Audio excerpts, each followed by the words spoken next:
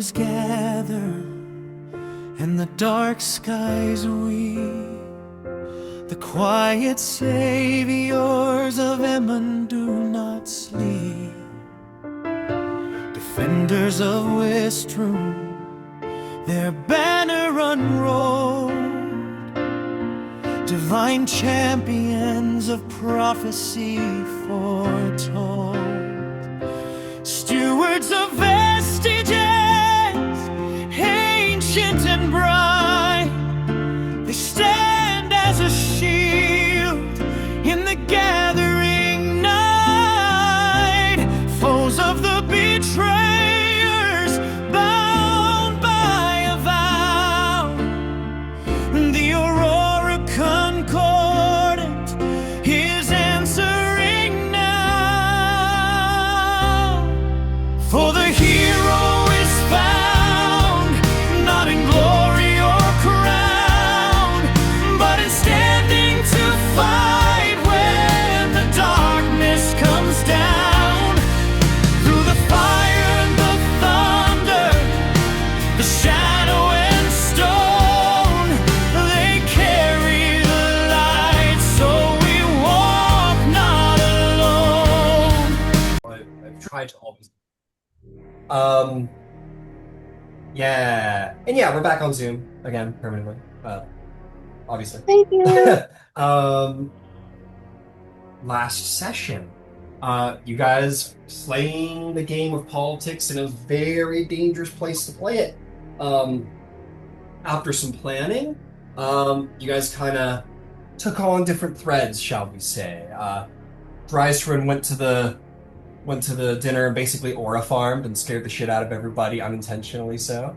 Well, Yvain had a surprisingly good talk at dinner, at a surprisingly enjoyable meal with the envoy from the drow, and you were very forthright. It was a very good exchange.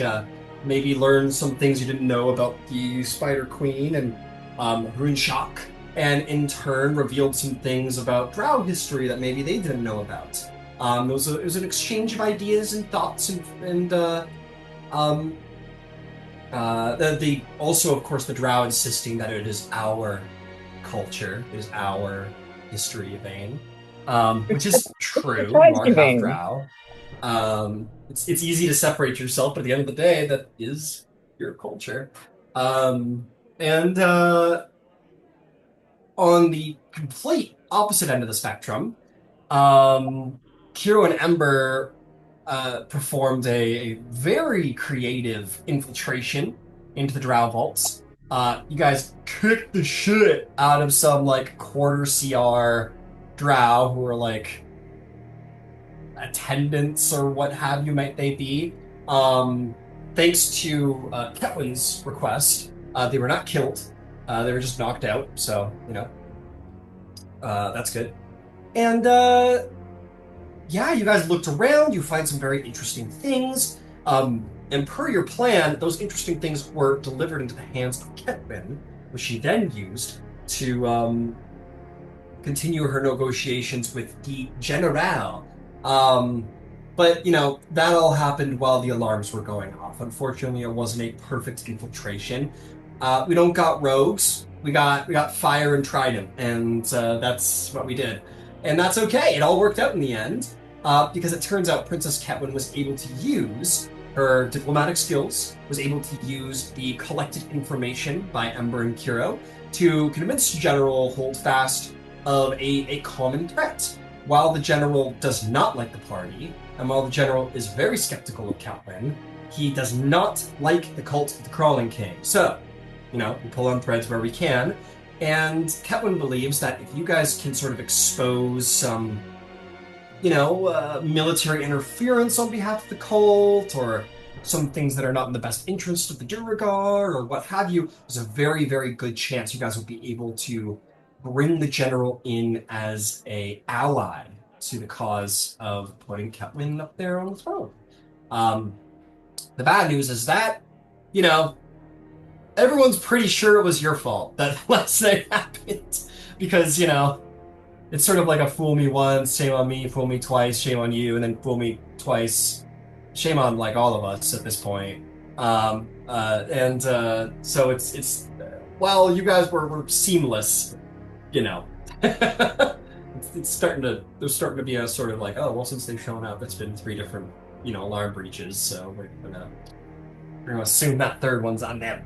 But Catelyn also smoothed things over with the general, and because she has agreed to investigate the cult and maybe bring him something, he's willing to, you know, not fully point the finger, fully invest in investigating who infiltrated those darn drow's vaults that we don't like. Nobody seems to like around here.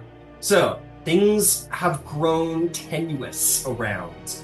You will walk around henceforth, getting the same looks from the Duergar of, hate and scorn, but also with a look in their eye of like, yeah, we know it was you, motherfucker. Like, we can't do anything about it because the higher up said so, but looking at you. And that's where we are today. I believe you guys would have been able to have settled in and get a short rest, or a long rest, is what we said last session. So you all got that.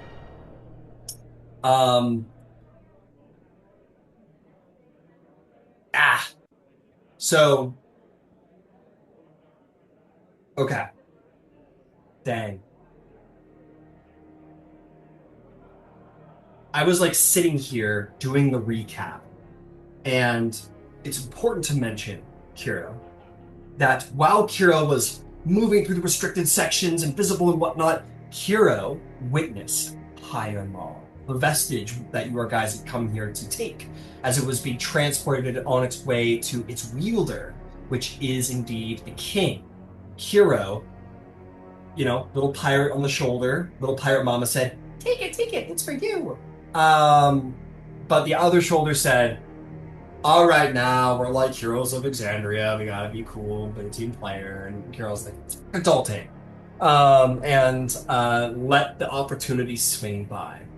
Now, as I was sitting here, I realized that is indeed a perfect moment for Kiro as you sit down to rest and you're like, fuck, Higher Mall go by, like, got that vestige. I made the right call, but still,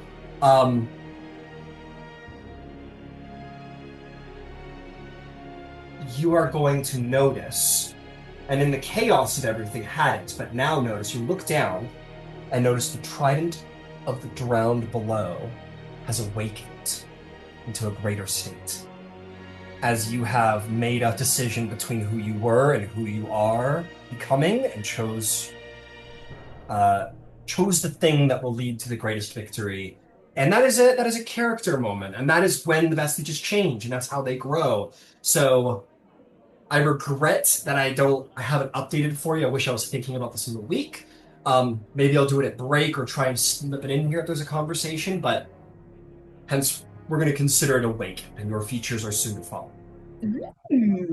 I'll let you know when I've updated the trident with what it can now do, but you'll notice that it physically has accentuated. Its power has grown. Like the dark end of the base isn't just like a dark color anymore. It's almost like shadow itself is sort of like enveloped the base of it. You can hold it and it'll feel like metal to the touch, but it almost seems to react to light, and it seems like shade at the bottom of the stave.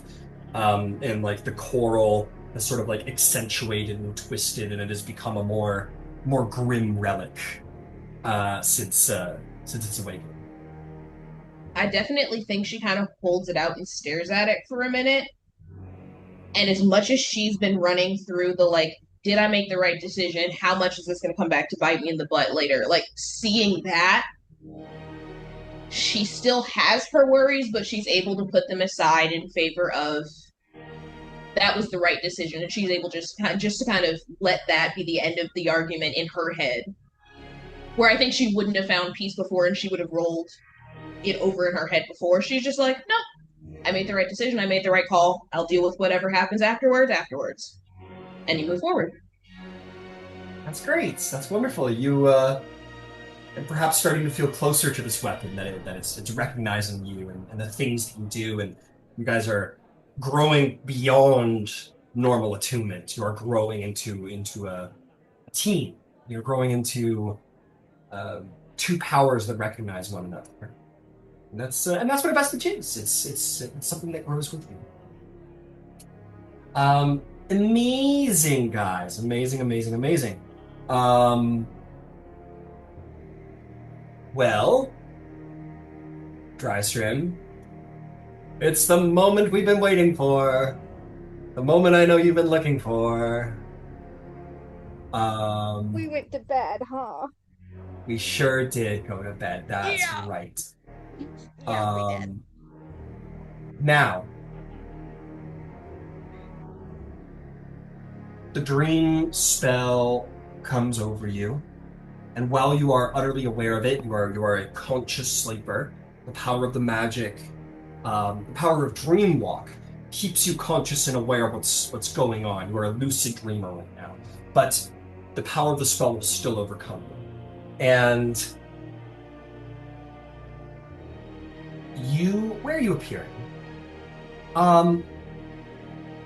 You are going to appear in a very bleak, dark forest.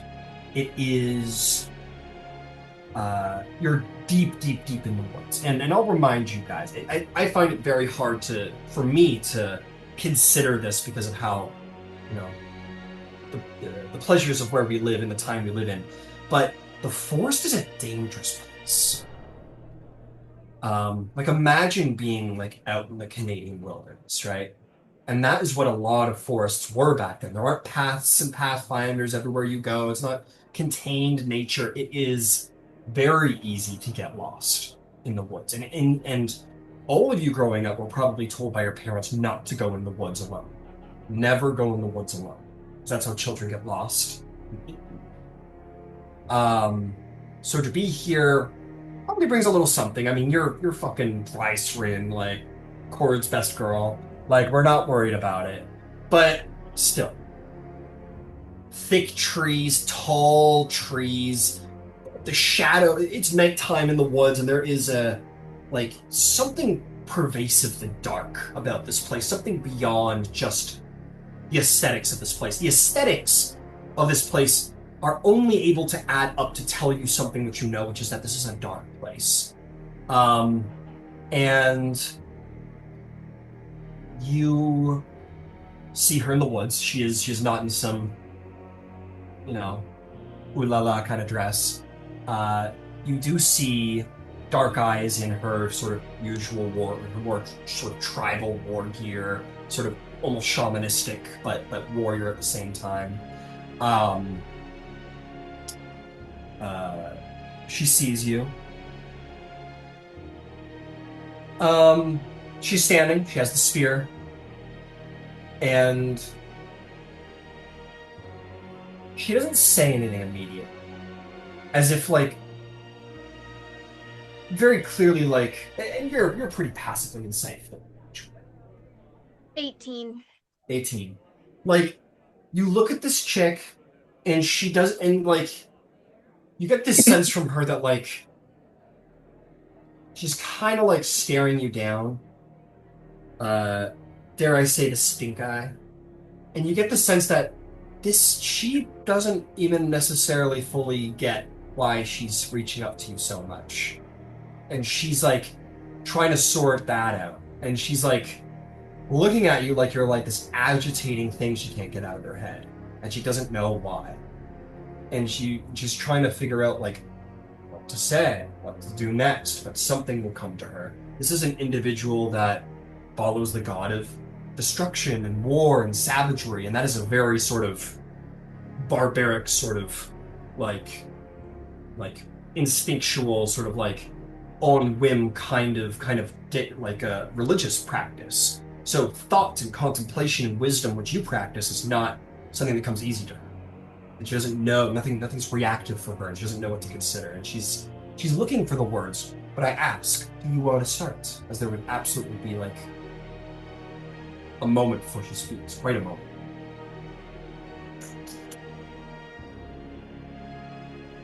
Thank you for coming back.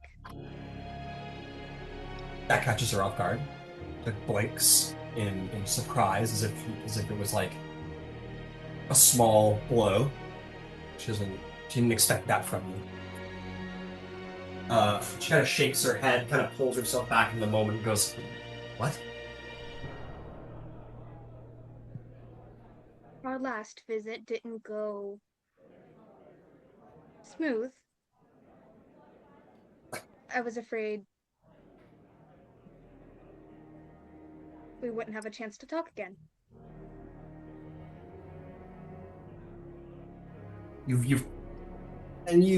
I'll tell you what. This is a roll game, so let's roll for it. Roll me,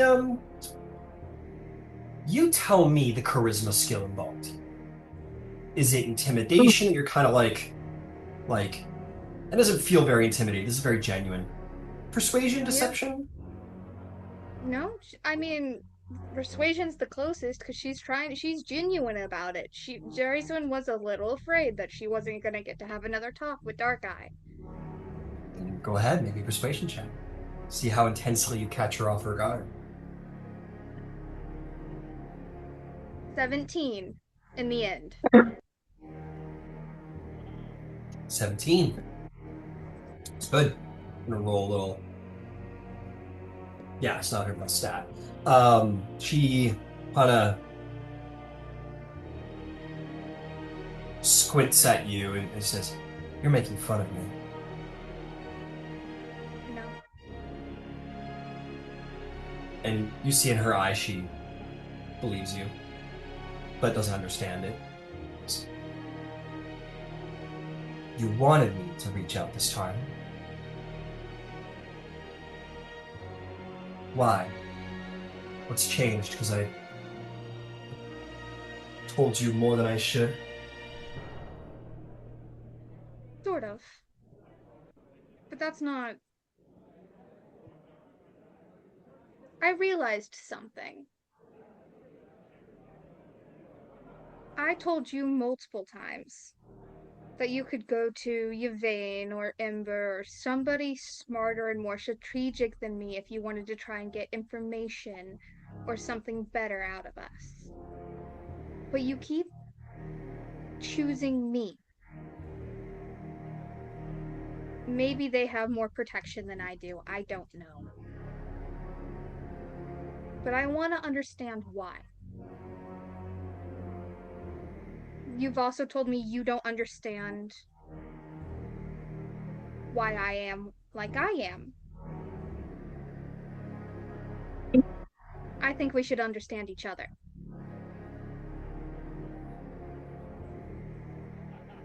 She considers. Again, she's a bit of an oddball, right? She's a wizard, so she's an intellectual thinker, but perhaps not a philosophical thinker, if that makes sense. You're not too far away from each other, but still. She looks at you, like as if she's looking to see like where the joke is, like you're making fun of her. She's like, you're waiting till she's vulnerable, take a punch at her or something, but you see the relenting. She says, "Well, it is known that your companion Yvain is unreachable by divine magics, for whatever reason. Your companion Ember has grown a reputation to be stubborn. And I'm not. You're stubborn. But and I don't even think, we both serve war. Our gods are very different, but they don't understand war like we do. They can't relate on that.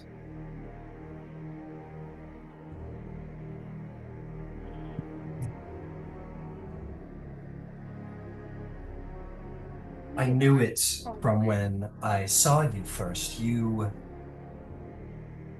seem much to me." She kind of rolls her eyes at herself to say the next part. She says, You remind me very much like the Gathering Storm.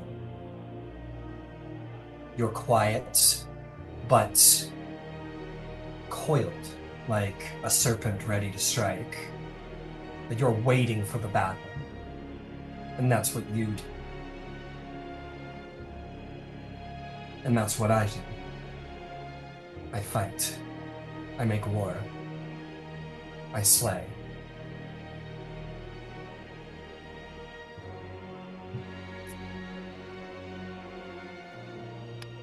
She kind of shakes her head and shrugs her shoulders uncomfortably, as if, like, that is as much, like, internal digging as she's sort of capable of and probably has done in a while.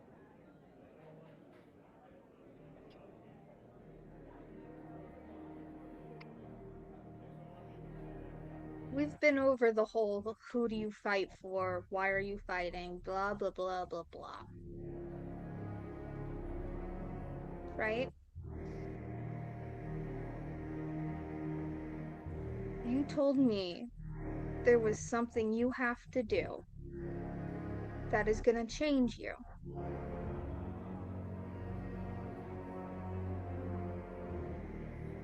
Do you Face want to tightens. change?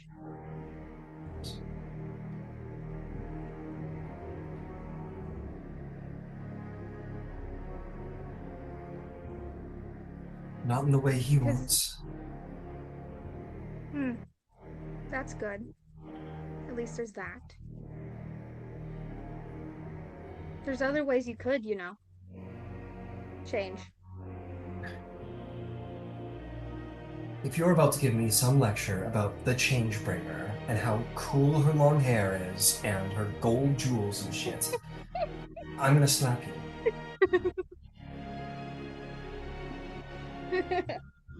No. See, the Changebringer spiel is, in fact, embers. I would butcher it. I would butcher it.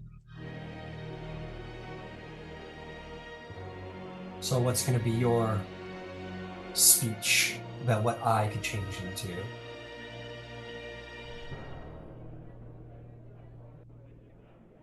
Maybe change isn't the right word. I think you need to be reborn.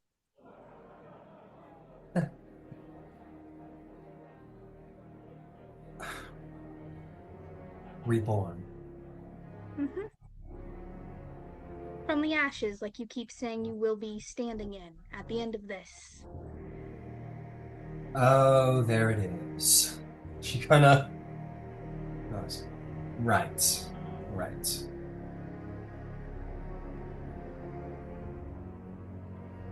She kinda looks at the spear, kinda, the head of it kinda twirls in her hand.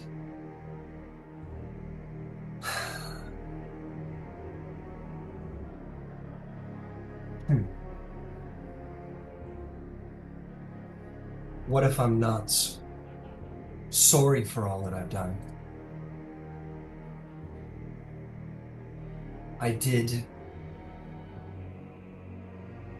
know it's inconceivable, and we don't need to go back over it for the 100th time. But I sat down and I did the math. I looked at the variables. I consulted the divine spells to get the information. I counted and recounted and looked at it. And your council will not succeed. Your Tal'Dorei council, their idealism, their Republican, or not Republican, but their Republic will fail against the iron of the Emperor. And that's just cold, hard numbers. They have more weapons, they have more men, they have an actual military. Yours does not. That's not arrogance, that's math. I'm not disagreeing with you. So you're just going to throw yourself at this inevitability just for idealism's sake? If that's the case, then you're no better than... She stops herself. Mm-hmm. She looks at you. She goes,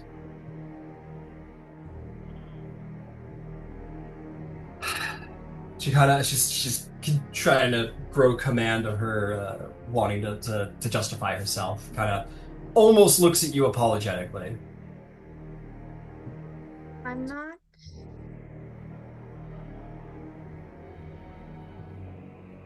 For one, you can assume throughout this whole conversation that I am not lying to you. And I will not be lying to you. Let's start there. Two, no one said I was relying on the council for defense. Me, personally, I don't know the others' investments very well in that. I've stayed away from politics for a very long time. They're It reminds me of useless. something I don't like to remember. She smiles and says like, politics are useless. Look where it's gotten all of you. Hmm.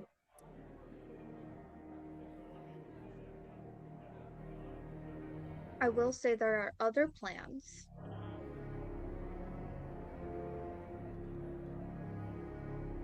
I have no idea if they will actually work,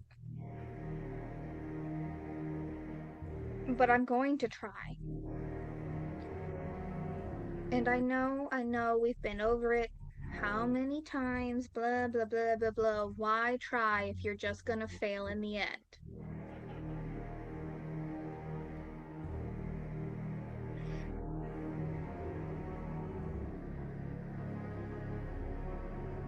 What do you see wrong with that? Just out of personal curiosity.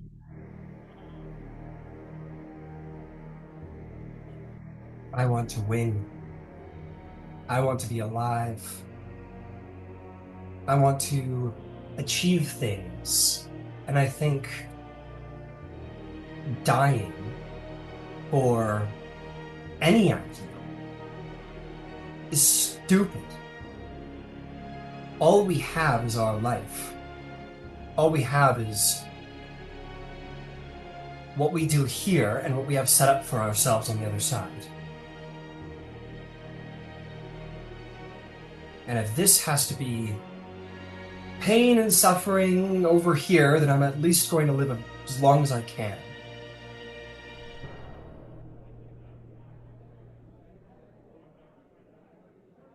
I want to live and I want to win, and that's it. It's as simple as that. If I'm going to fight, I might as well win.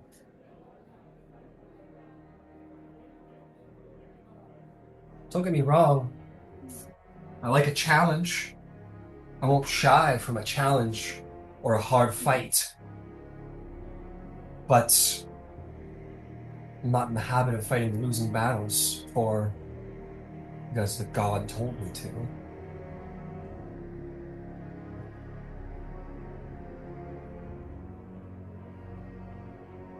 Or some rich snob told me to, or some council that can't get their heads up their own asses told me to.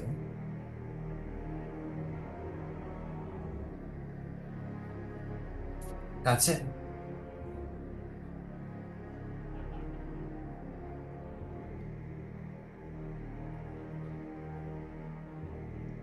And you are the opposite.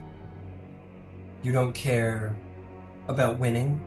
You don't care about glory or wealth or fame. You just care about being on the right side, whether that means dying or not.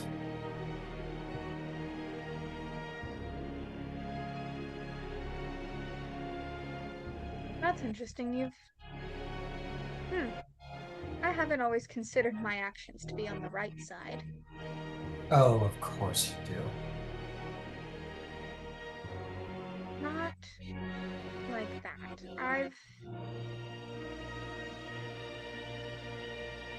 Alright. Otherwise, why would you be willing to throw your life away at a cause that is, I mean, we can both admit it, is struggling at best?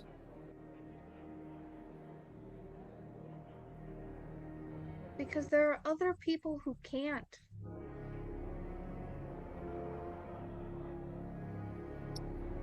How many lives Could you save if you decided to use that spear for them instead of just for you?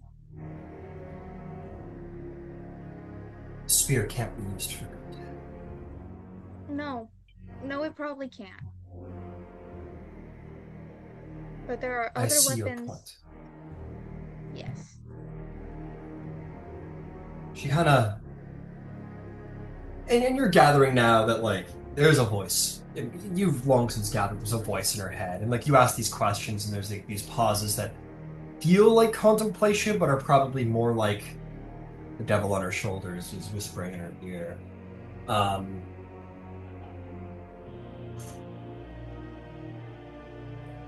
she kind of leans back against a tree, says, "Noble, you're protecting the innocent then." I try. Every time I fight. I'm not strong or brave for myself. I'm terrified most of the time, actually. But I refuse to let anybody else be hurt but me for something I caused. Or let, I don't know,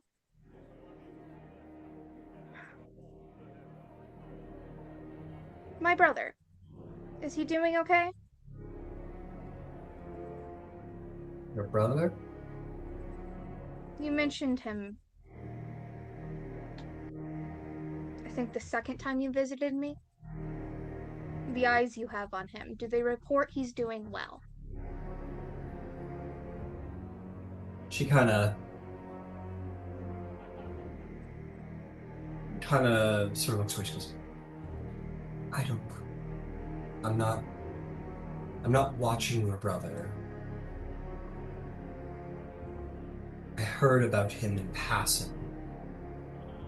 I'm sure that there are other associates of mine who might be more interested in all of you and gaining leverage on all of you, diabolical pricks, but no, my eyes are on Western, you can be sure of that." Good to know. The reason I ask is because if you look at him and the life he's lived, and then you look at mine,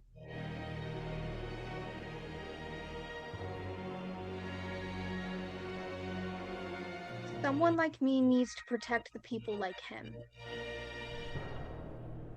I watched my whole home, most of my race, and almost everybody I know die. We escaped with barely anything, landed in a place that was also in chaos, had to leave there, made it to a place that didn't want us, and then I was so angry that nobody was doing anything to stop it. I think you've been there too. So angry that nobody could stop the stupid, evil stuff happening around us. I ended up wandering off into a set of mountains.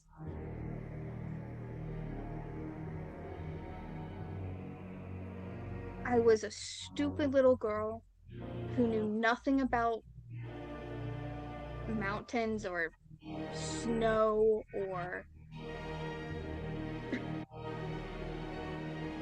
honestly walking more than 3 miles. And then I found myself being chased by something. I don't know. It had a lot of teeth and I can't exactly remember.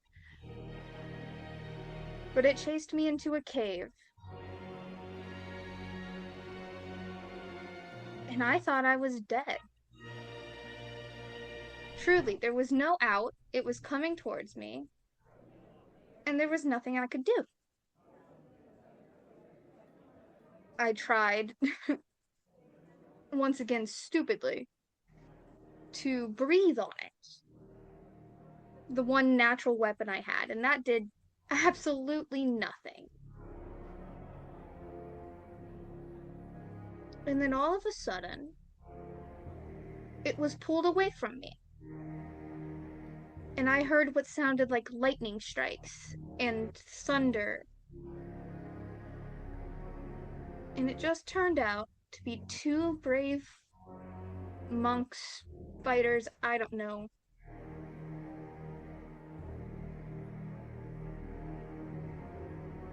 But one of them told me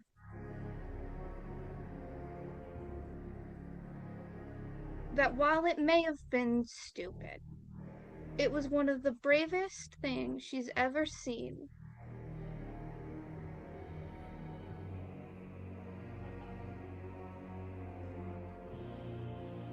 So yeah, I fight to protect the innocent, but I have fought to protect myself.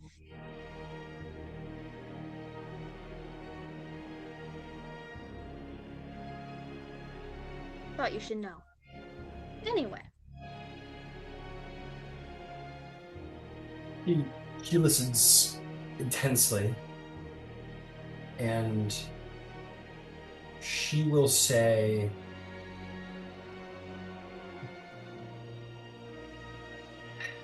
I was from a village, a small village called Serpent's Head, a little ways to the east and north of Amon.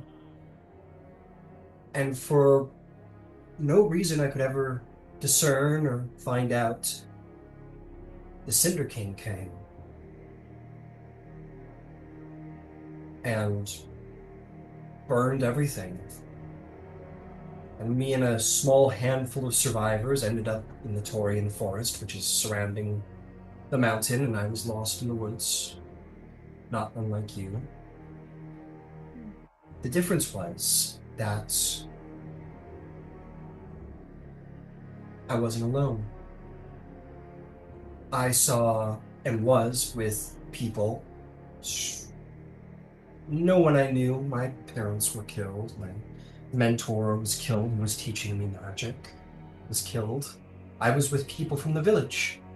And they were good. They looked after me for a little while. But then they got hungry. And then they got desperate from the beasts in the forest and scared.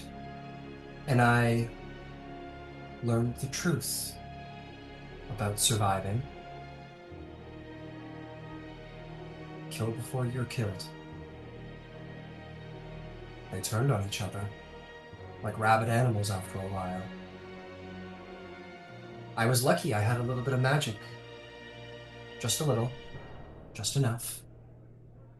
And I killed my first man. And I survived in the woods. Until I finally got out. And, well, sounds like you can imagine what life was like after that, place to place, here and there, until great Vox Machina saved the day. But I was very young. And I guess we had similar but different experiences. I learned that you've got to look out for yourself, and that savagery can save you. That striking first, that knowing that every person, when pushed enough, is an animal.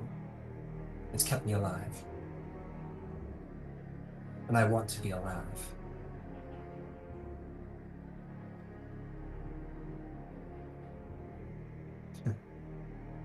Wonder what you would be like if we had different stories, if we swapped stories back then.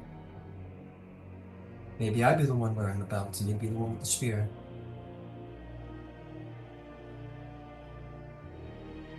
maybe neither of us would have either. Maybe.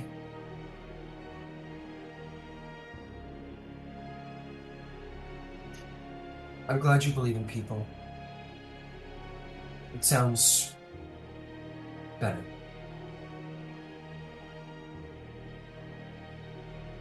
No one's innocent. They just haven't I think it's fair learned that it you yet. don't. No. He kind of It shrugs. doesn't.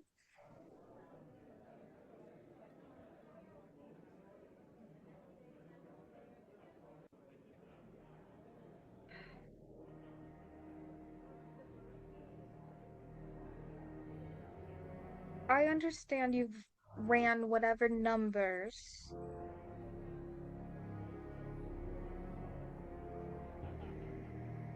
But if there were, if you weren't on that side, if you potentially joined the other, would that help the numbers at all?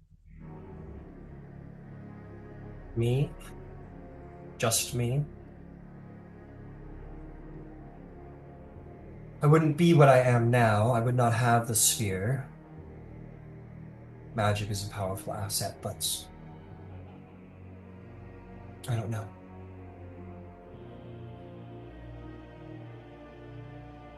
She smiles at you and says, "We've learned a lot about each other tonight.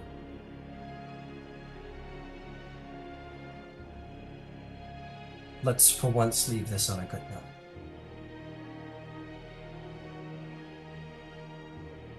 And you see her kind of smile at you for the first time, like a genuine soft smile.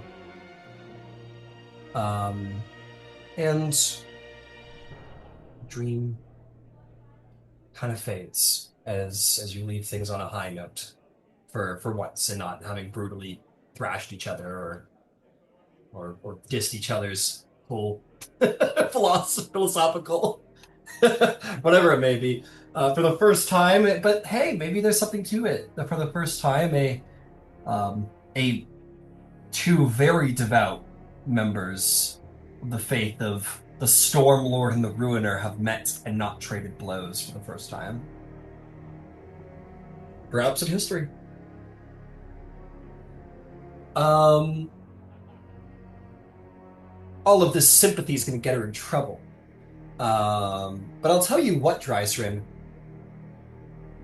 considering your backstory and where you were at the time of the reign of the Cinder King, give me a little history check.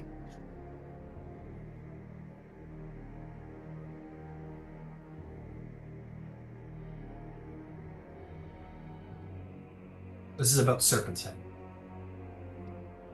15. 15. Yeah, when you were younger, when we're younger, we don't pay as much attention to the news and everything going on in the world. But when you were younger, things were so much more vivid and it was hard not to take in all the information. When you were at, like, your family was at Craghammer, you heard about this. You heard that, like, soon after the Cinder King took him on, word came in maybe a couple weeks later about a small defenseless village that had no militia, no defenses, seemingly no, like, military or whatever significance, and for a reason that to this day nobody can really discern, the Invincible Cinder King singled out this little mountain village and just burned it to the ground. Flew over, like, hundreds of miles through the sky, this little unsuspecting village of dwarves and humans, miners, farmers, and leveled it. And to the knowledge, no, there were no survivors. To anyone's knowledge, there were no survivors. They say that the place is deeply, deeply influenced with, like, elemental firepower. Like, to this day, it is a very dangerous site of elementals, and the Thordak's natural connection to the plane of fire is, like, powerful there. The mines, like, spew out elementals. It's a dangerous, dangerous place now. That's what you've heard. And with that, we all wake up. Long rest had. Someone's got a cool trident. Someone had a heart to heart. Some people just slept, which is cool. Um, Wait, hold on. mhm. Yvain Yeah. wanted to cast Dream before she woke up, Oh, but I don't have to, it doesn't have to be a role yeah. play. I can just tell you what it is. She wants to reach out to Solomon Rothtree Right. and Got it. thoroughly brief him on everything, like the two forces that are coming to him and the whereabouts of Zarvolg and the Zeds and who who's recently joined their ranks. Okay. Um, Um, I feel like he's wow. the most central figure Mhm. in a position to tell as many people as quickly as possible. Got it. Okay. Yeah, yeah, that's a shocking amount of information I'm sure she receives.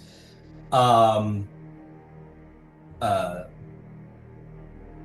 she's shocked, but to her credit, she takes it in stride and ends the conversation with a like, okay, we'll get ready, as opposed to a holy fuck, we have two massive armies that are gonna just dig right up under us. That's fucked.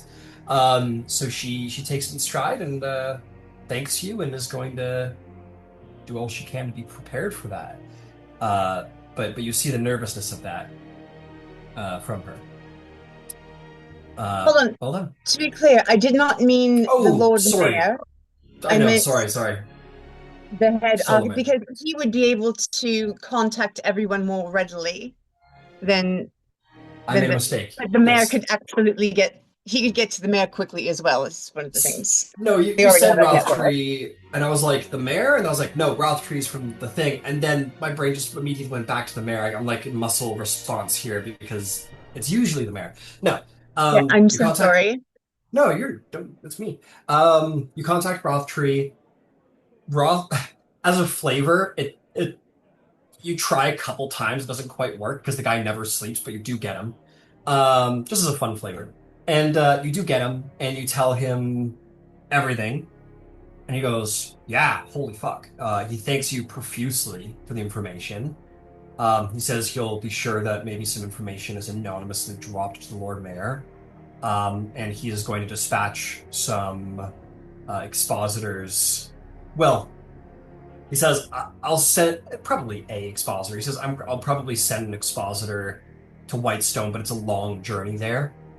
And unlike unlike you guys who can just make their way around Exandria, they need to walk. So he's going to send out an expositor to start making his way there just in case. Um, Yeah. There's something that's incredibly important. You need to get hold of Estelle. She is tip of my tongue. She is the headmistress for the oh, Humanor wow. Observatory. What a memory you got. Jesus. We haven't talked to her in like the literal out of game years. Um, Impressive. Um, Do yeah, you know what they he's hold there? yeah. Oh yeah, he knows all about that. Uh, We need to make certain that that can be gotten out of the city or gotten into a safer place. The observatory would be easy to overtake, and we don't want that in their hands. yeah. He's he says to you, Yvain, you have no idea what we've got in our vaults. He's like, they take Westren, like we could start evacuating crucial information, but the Cobalt Soul has large vaults of forbidden lore information, magical relics. The uh, the the various colleges have their own information, but yeah, Oh God. The academy there has their own vaults, and they protect the astral scrolls. So Westron is a magnificent repository of dark lore and information. He says, like, Starborn, Westron has to hold.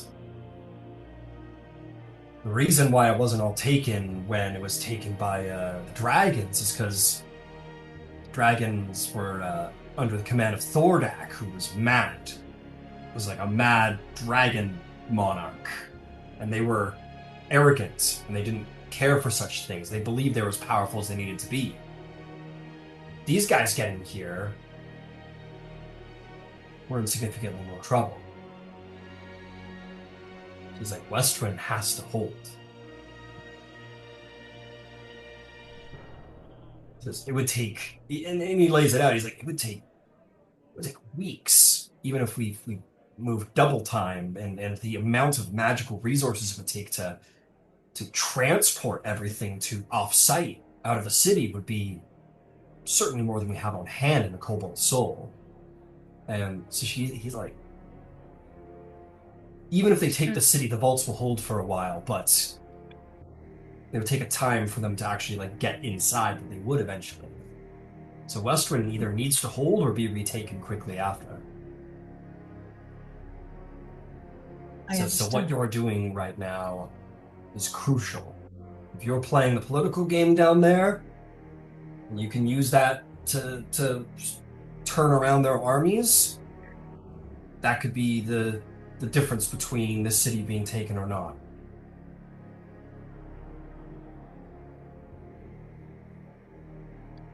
When I wake, I have a sending stone. I will get Zarvog and the Zeds back to you. Also, and then I will let him know who they're with. The To prince. which he says, I think you made the right call.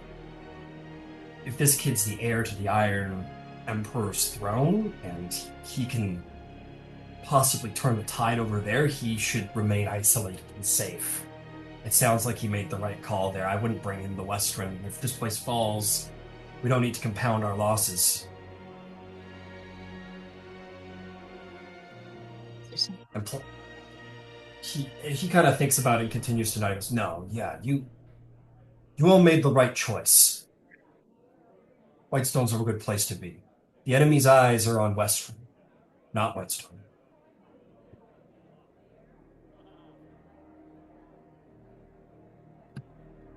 I do not know when I will be able to report again.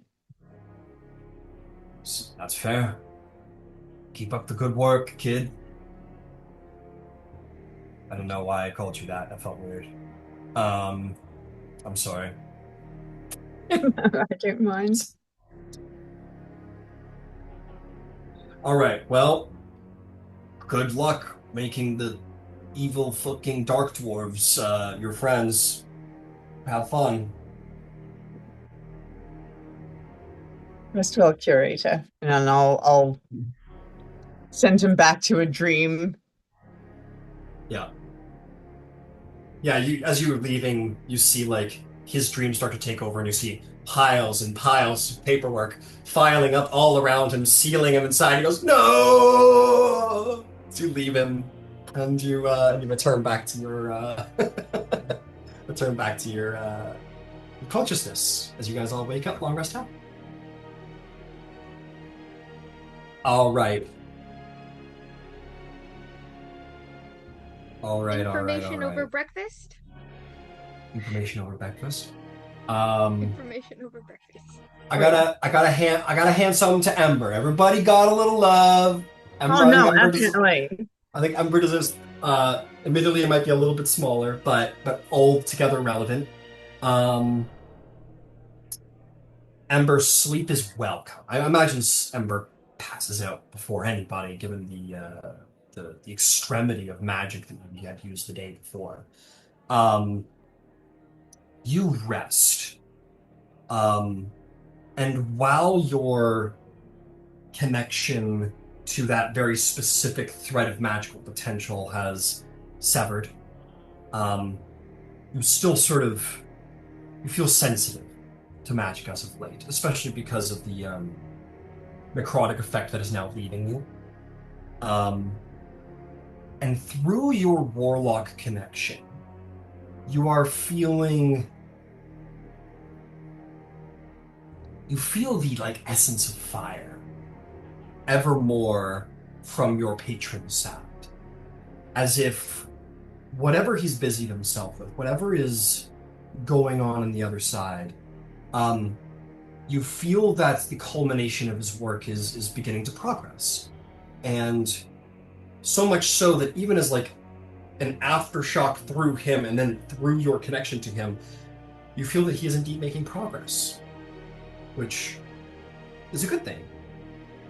And you feel that, yeah, and just that, you feel this sort of connection to fire is intensifying on his side of the link. And you kind of haphazardly sort of catch that within your dreams. You dream of fire in a more not like a lot of fire in a place where there isn't really meant to be so much of it, but the connection to a place that is fire. All of it is fire, and the absence of fire is like the presence of fire in this world that is not as usual. And you'll come out of that more with the understanding that your patron's growing closer to his home planes, that connections are being made there, that power is being accentuated somewhere on the side. And all of you can wake up and have breakfast.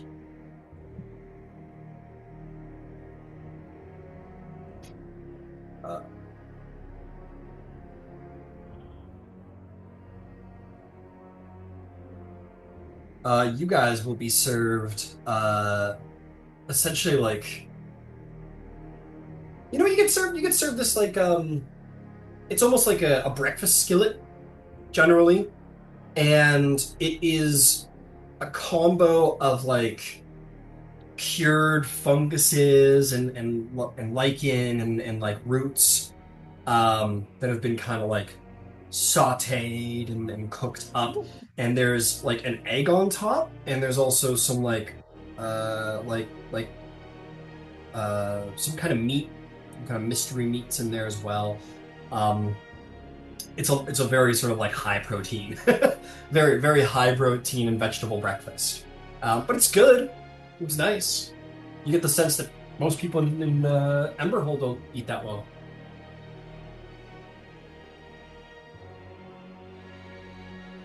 Excellent. Have a good meal. So, as we're exchanging information, hello.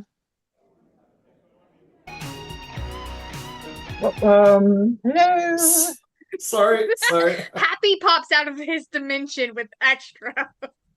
Oh my god, it's the 1975. What are they doing in Emberhold?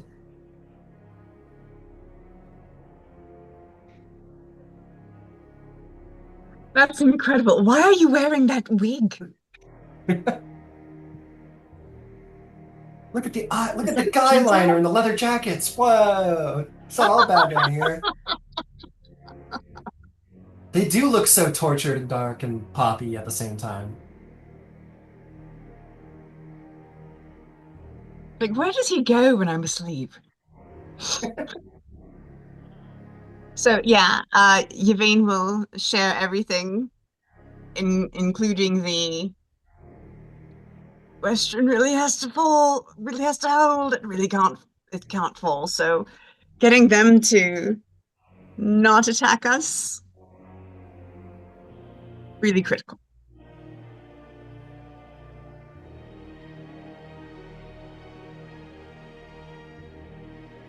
Good morning.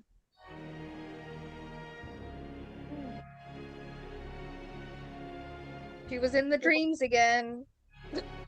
I think that's what Dreiser has to say now. Anytime Dark Eye visits, she looks almost exhausted and is holding her head, and I think anyone can assume she visited the dreams again.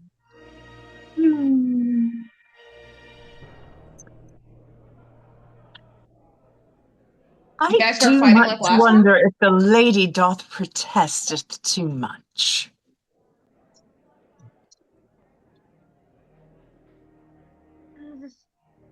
We had an interesting and actually civil conversation. Hmm. Exchanged backstories. That was fun. Hmm. Snakehead Village. It was burnt by the Cinder King for apparently no reason. Yvain, is there maybe a real reason? He was mad. Okay. Like maybe they didn't tithe as much as he wanted them to. Like he was just chaotic and He was mad. just, yeah. Okay. Okay. Yeah. Um, Yeah, the I've spear seen definitely. some of those areas. Yeah. So, the spear talks to her. Pretty sure it's the demon whatever thing he sealed inside. Does that mean the hammer talks to the king? Or is I that imagine different? it does. You know that Pyre Maul is a vestige of divergence and not an arm of betrayer, so Beautiful. Okay. it shouldn't be Different thing. sentient. Yeah. Good, good, good, good, good. Funny I that was you bring that particular hammer up. In case I didn't mention it yesterday, I kind of maybe might have seen that hammer yesterday when I was running through the halls invisibly. I didn't pick a fight. That's the good news. you.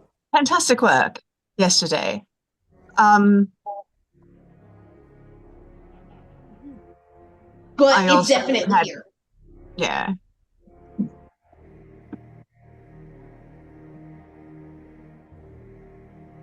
Well, that's good. Thank you for not going after it immediately. I wanted to so bad. I would I have been able to know, get a shot off too. Oh, but I it's know. fine. It's fine. It was the right decision. Oh, also, I happen to know it's the right decision because, and she just kind of holds her hand behind her chair and summons her trident.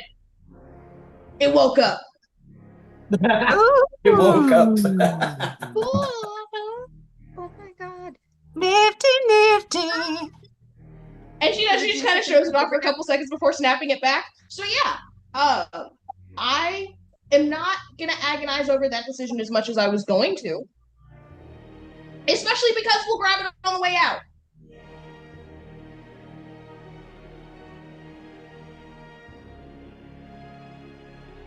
You literally got your anxiety quelled by a choice of a god. I am a pirate. I work in loot and treasure. I was rewarded for making a decision, so yes, it was the right decision.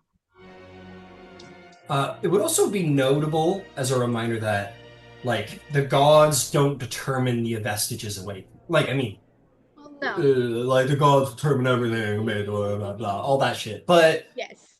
But it's not like the Raven Queen wasn't sit up there and went, Hero did a good job, awaken. No, yeah. Like, I mean, Yeah. again, you're allowed to interpret however you want, but common instinct would be that the weapon acknowledged you, and the weapon awakened. Nice. So, am I to understand, like, did I understand correctly that you suggested she I was sprinkling step into the in light? Everlight. Yeah, that was happening. All right. We have She plenty to needs a offer. We she needs a legitimately have plenty different to offer. outlet. Hmm? Oh boy. She just needs a different outlet of some I don't know. But it feels more right if she just killed this version of her. I don't know if that's possible. I mean, I could But like, reincarnate her. I yeah. have no, I mean, she could come back as like a troll. I have no idea what she comes back as, but I legitimately could reincarnate her. You see I her meant agreeing more. to letting you guys assassinate her and then Yeah, reincarnating. I did mean more figuratively than that, Oh, but well, sure. You know, the kill she my past has self so I can become someone new type. she That has an vibe. enormous amount of information, and she Very true. clearly has she's clearly struggling with conscience. Okay? Yes. She is in Dimmer, a she's only unique focused on Western. She doesn't really care about anywhere else. she has a unique position to bargain. We could convince her to double cross and change sides. And we have plenty to offer her, including a vestige, one that I think will suit her better. And we do have strategy, but they have an army, so we're not going to go headlong into them because that would be stupid. We're not stupid. Maybe a little late to the game, but whenever she did her math, she didn't count on us.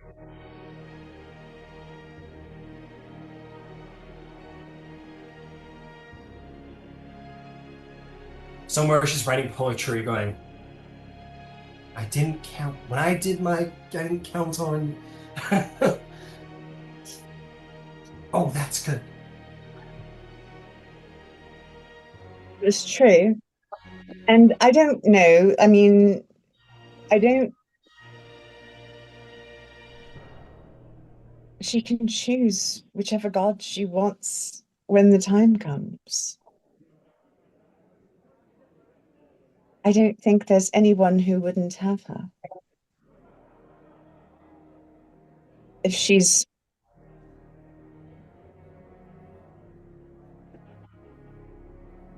honest of not wanting to do harm, right? Like she's done some shit, so have we all, right? Like we've all had our moments. Survived.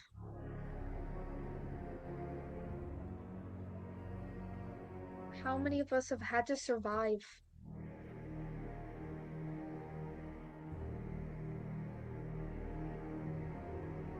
We all make choices. We need to survive.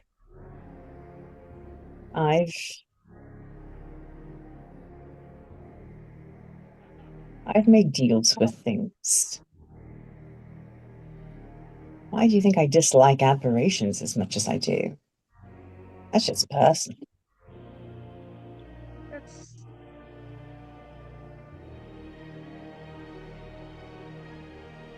yeah. Well, we can do a couple of things.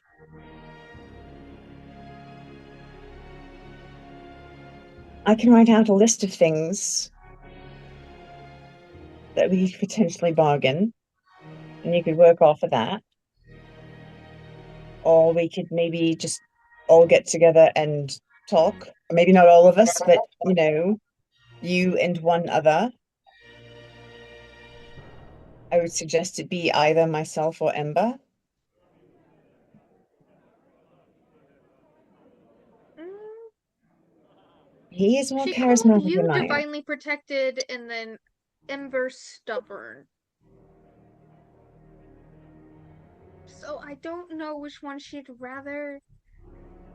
Maybe the curious side of her would like to figure out if she could see how, not exactly how the amulet worked or how the circlet worked, but you're a more you're a mystery hurt to her more than Ember is. Are you using me to catfish her? Is it a bit like So taking you an interesting said dog on a walk to catch someone's attention? Hero, are those the vibes you're You getting? said Because those are take. definitely the vibes I'm getting. I'm You think I'm sitting here misreading thinking this? about. I'm sitting here thinking about how much Dreisrin was griping and groaning about getting visited last night, and yet she's sitting here looking so smug about the visitor that she had. I'm trying the whole spy thing. We said I would try the whole spy thing. This is very thinly veiled flirting with military positions. That's what this is. This isn't spying. You know, Damn, listen, Dryson. we You've been all turned have on. our own way of doing things, right? And there is a whole group of espionage that is very much based on, you know, getting personal, right? Maybe You that's both sat you how both sat down Dryson and does told each other diplomacy. about the single worst days of your lives. Yeah, that was pretty intense. That did happen, yeah.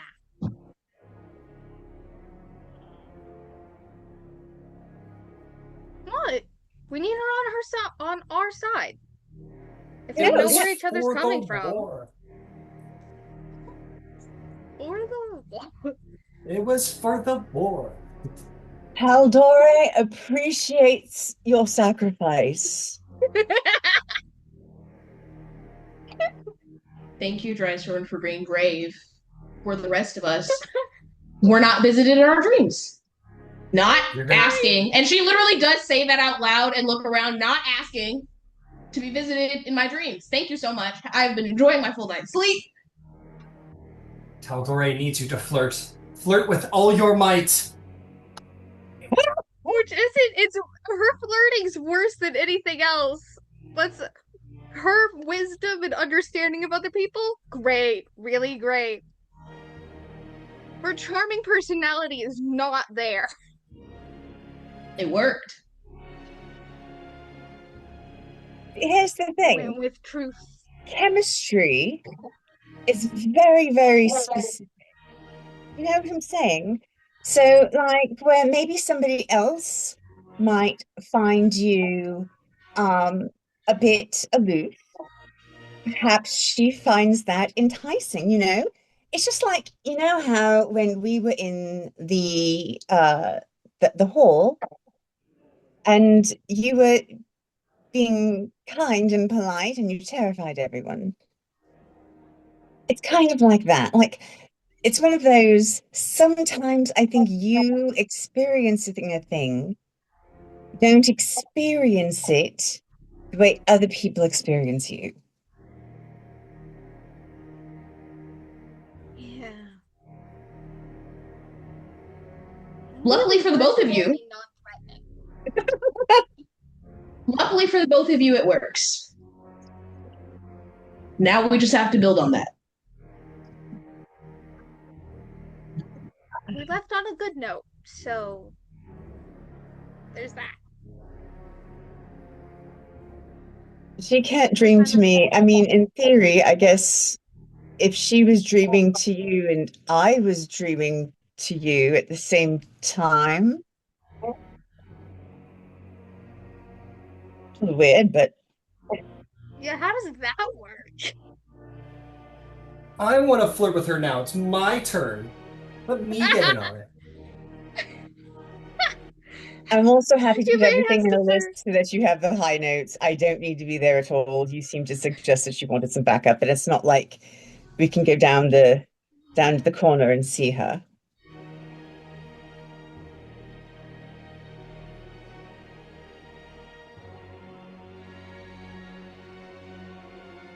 I think it would be good to draw a list of things we can negotiate with. Okay.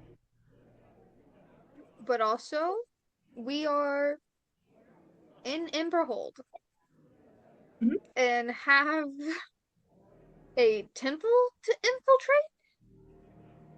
So, unfortunately, this does seem like it has to be part-time. We only have a dream. That's all we can do. Yeah. Yeah.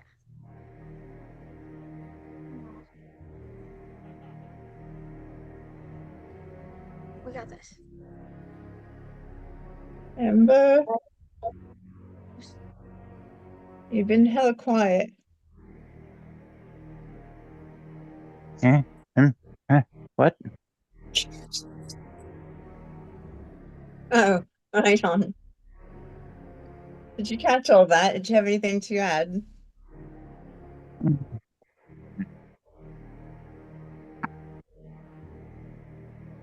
Imagine, yeah, and maybe Ember's still mad because he's still at 3 strength. Like he's looking a bit better. I imagine there might be some like dark veins kind of around his hand or what have you yesterday, but not anymore today.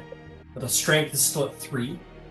Um, I think Ketwin's just sitting there quietly, just listening to the tea. Hasn't said a Amber, word. I, I, I may be able to do something. I may have a spell that will maybe take a bit of the edge off. It won't.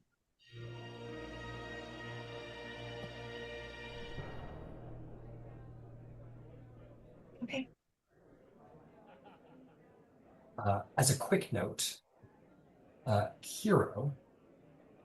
Hopefully it's updated by now, but I believe you can refresh your page and your trident should now have its awakened stats.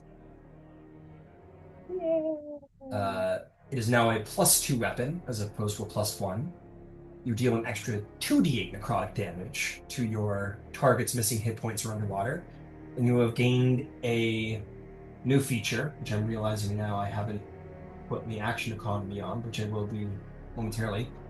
When you hit a creature with that's it. When you hit a creature with your trident, you can force it to make a con save. On a failed save, spectral black seawater floods its lungs. The creature takes 3d8 necrotic damage and is restrained until I'm going to change that until it saves on the saving throw at the end of its turn. On a successful save, it takes half as much damage and is restrained. The target is underwater and needs to breathe. It also begins suffocating while restraining this way. I'm just gonna make it like I'm gonna remove the underwater. So basically, it needs to save, and if it fails to save, it's just gonna start to suffocate until it potentially dies.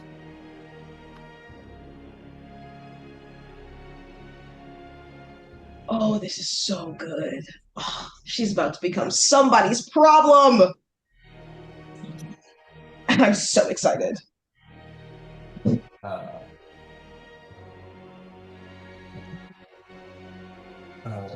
gonna make some adjustments, but almost done.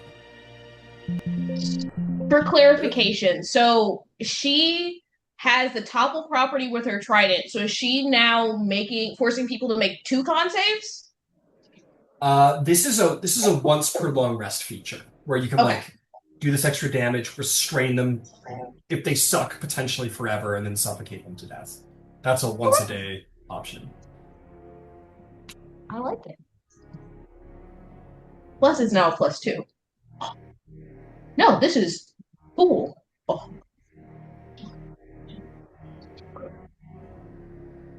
Yeah, it'll end the effect on a success and not before.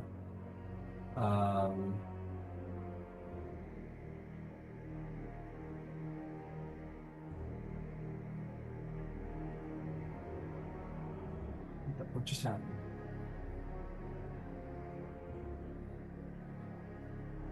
Okay, but anyway. Anyway. What's next, team? Yeah, Kevin goes, so, that was the coolest breakfast I've ever had. You're having, like, dream tea. But anyway, yeah, what next?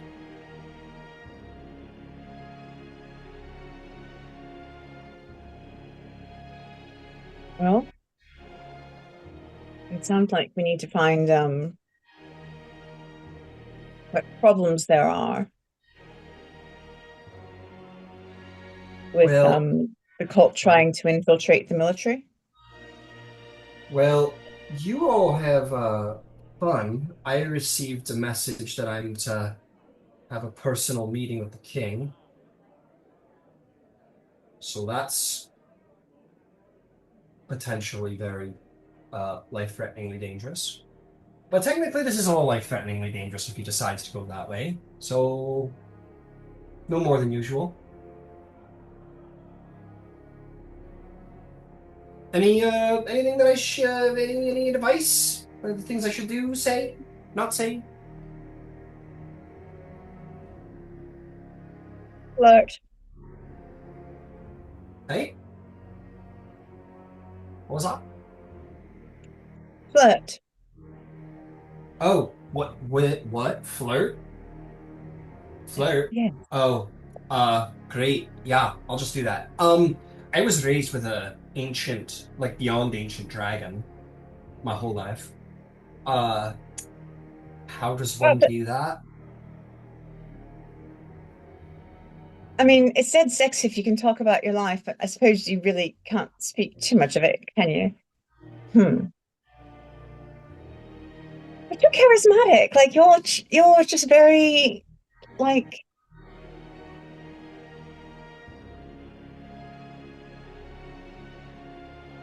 Go on. remember that marriage is on the table. Yeah. Strategic, I know, but strategically, you have said it is a last resort. If it is a last resort, you'd best be planting seeds now. I'm not saying throw yourself at him or bite your Planting arm. seeds. Yeah, I know what that means. Ugh, No, no, gross. not what I meant at all. Yeah, I know. But it just gave me a bad feeling anyway. I know. Oh, it's really gross when you put it that way. Ugh. Ew. Sex, gross. Sounds terrible. Well, no, but um, The dragon tried to describe it to me, or at least what he thought humanoids do, and it sounded awful. It sounded terrible. um, going to hate myself. What did he say exactly? I and I'm going to simply just like go into it like above. she she's got it mostly right, but it's a very like kind of anatomical description that maybe sounds like that there was some speculation going on in there from like a reptilian being. You know what I mean? Which is true. The dragon is a reptile, so there's certainly some elements in there that are wrong, and the rest of it's like very clinical, and really makes the whole process sound like what like ants might do. And in fairness, you guys are like, oh, what? As you're hearing it. And yeah, she got a talk from a creature that transcends time and space and is a reptile about how that works. So that would be like you guys giving a like a lizard a TED talk about that and trying to get that right. And not really having watched the Discovery Channel. So really just giving it your best guess.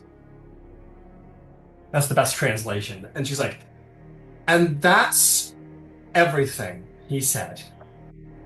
You know, I feel like I should take you to meet my grandmother.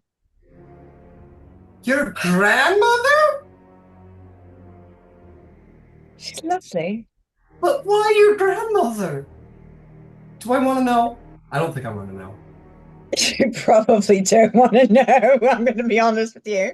You Um, definitely don't want to know.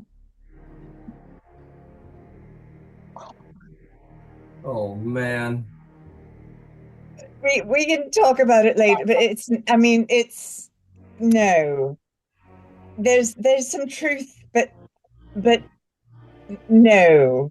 Oh God, I Shh. can understand, but no, it's If we've oh got to do it to save all those people in your west running city, then I suppose I'll have to take one for the proverbial team. that's the spirit. He is handsome. He does have a very long beard, and he's very broad. And while you may not agree with how he did it, if you consider his mental state, he did actually protect the city. That's true. He's, you know, he's misguided, but he is strong. Oh yeah, I could tell. He's just got these very big sleeves. So I'm sure he must have very big arms in those sleeves. I like the shade of violet that comes from his eyes too. That's very nice. I mean, if I had to do all that with anyone, I mean, look at that crown. And the way his beard's knotted together and it goes almost to the floor. Just so long and swaying back and forth. It's... Oh. He has 4 mustaches. Never in my wildest... Anyway. Sorry. I got a little... I feel weird. No, Highness. So now you have to take all of that and get to learn about him.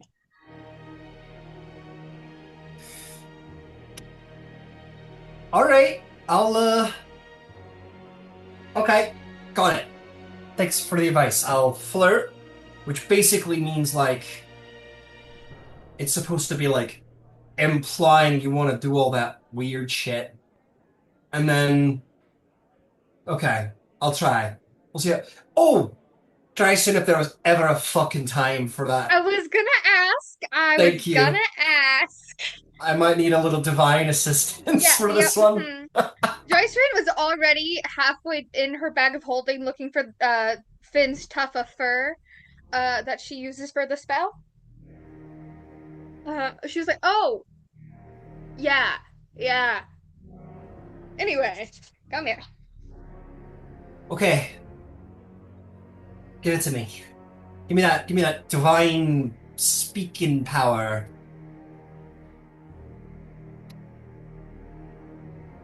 In the name of the Storm Lord, may your voice be thunder. There you go. I don't know. And she definitely, like, It's made her to give posture you confidence in your words. Yeah, her posture. So, advantage is generally considered, like, if it had to be measured in, like, a straight modifier, it's generally considered a +5. So you see, like, Ketwin suddenly become +5 extra charisma, and she just kind of, like, subtly, just the posture changes into, like, a little bit. She just looks a little cooler. Just, all right. Well, I'll let you know. I'll let you know if I can blow the trousers off this guy. You don't even need to go that far. You just need to get him to smile, right? That's something you can develop. Just get him interested. Right. Something's telling me I shouldn't, no matter how well I flirt with him. I should just kind of draw the interest out a little bit. Something called... Yes. Something's telling me something about sort of,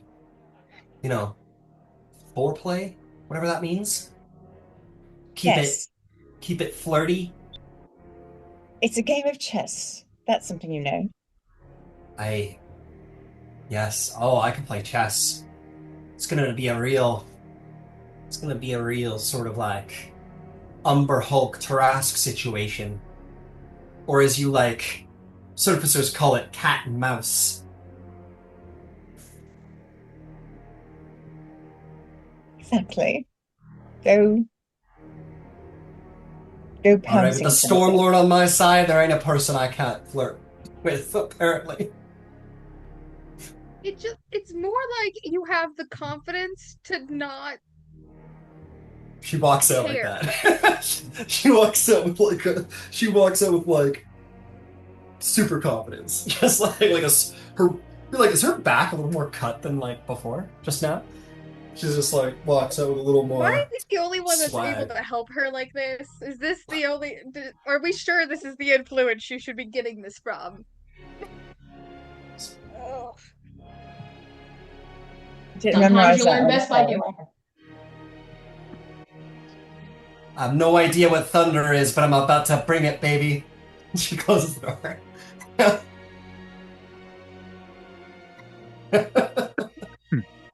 She's got it. All right, team. This has been one hell of a breakfast of dreamscape. It's time to do stuff. As breakfast has been completed, adventuring gear gathered, it's time to get to it. So, what's the plan, team?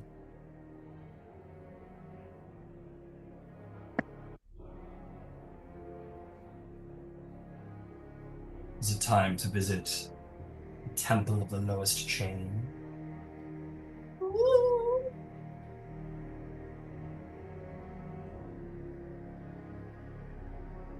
That sounds like nobody answered, so I don't know if that's yes or no. Right? Are we all Or going they might, together? or you could do something else. You can do something else if you want. No, it's just more. It's more of. Are we all going? Are we all making a show of going to this temple, or Yeah. should it be?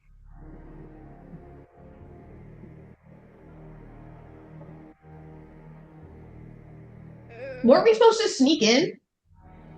I could be Yeah, remembering we're that supposed to be wrong. stealthy about this. Did he give?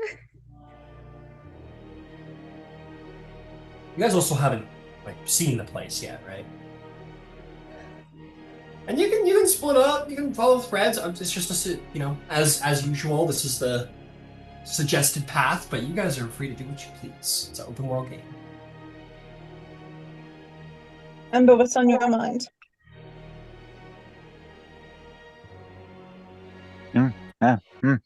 What was that? Oh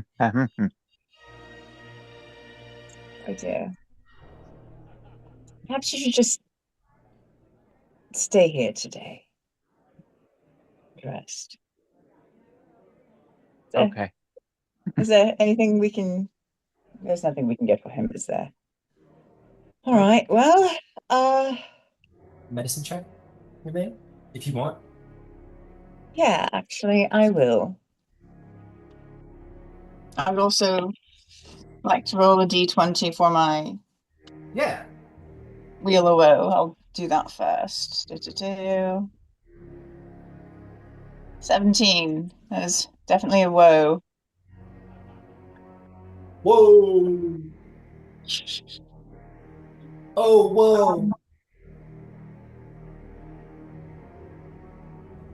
For medicine, that should be a 21. Yeah, Ember said, there's not going to be anything that you can, magically do to change what's going on with him. And I guess you'll take it by his word that he would have more knowledge of the power of wishes being a genie warlock than anyone else in the party. But medically speaking,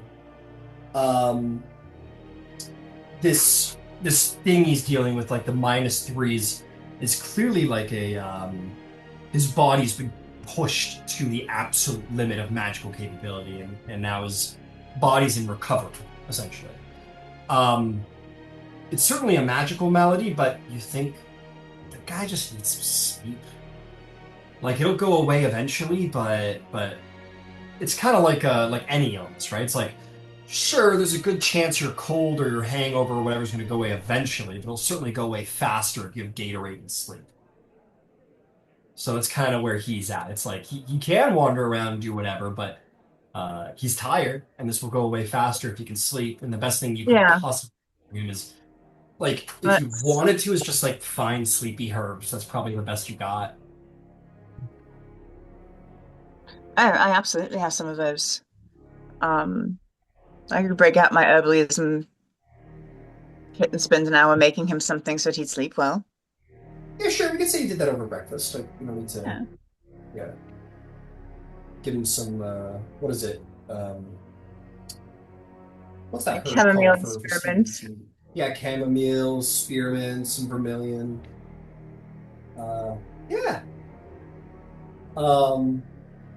You take the tea, Ember. You're gonna have a little. You're gonna crash out today a little bit. Yep. Okay. Yeah, you sit back to tea and splay. Fantastic. And as for you three, time to go. Were we invited? Were we just gonna go walk in the front door and be like, hey? Faith is for everyone. Faith is for everybody. You can do whatever you want. You can just do whatever plans. Ladies. They're gonna assume that we're gonna sneak in. They're gonna assume that we're gonna try to break in. Why not just walk through the front door? They might be forthcoming. Ish.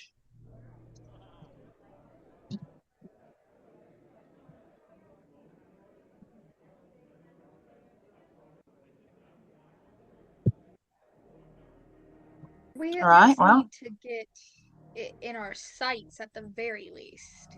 Yeah, let's go walk in that direction. Hmm.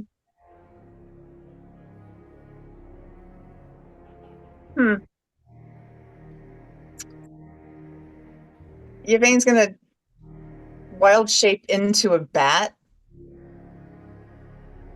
Just like a plain Okay. old bat. Not And even sit on pink. Kira's shoulder. And eats a grape. I don't know if you've ever seen a bat eat a grape. It's kind of cute. But anyway, yeah, Yvain plops down on Dryskrin's shoulder. Kiro, you three can head out if that's your choice. Absolutely. You guys can make your way out of the crown holds, past the public citadels where many petitioners are lined up to have audience with various royal representatives and officials to mediate about things going on in the city. You make your way to one of these like massive lifts. You make your way outside of the kill box, just outside of the Black Citadel, and onto one of these massive lifts and take the elevator up.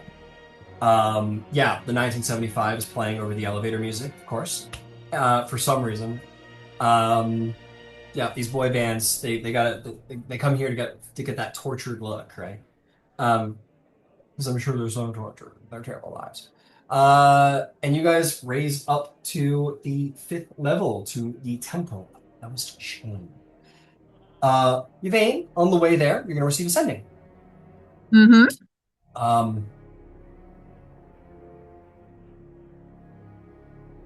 Well played, sweetheart. Well played. Just don't be disappointed when we play the game back at you now.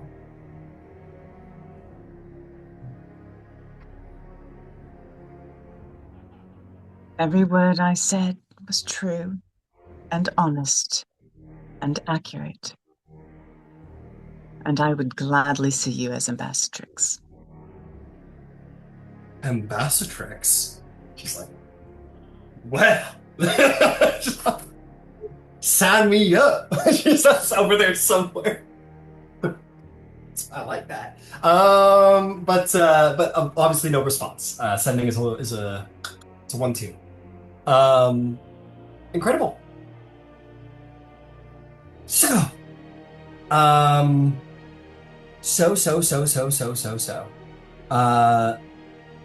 you guys are ascending, and you are going to make your way into the Temple of the Lowest Chain, an entire level of Emberhold dedicated as the religious heart of Crawling King worship in this city, and perhaps in the Underdark of Tal'Dorei.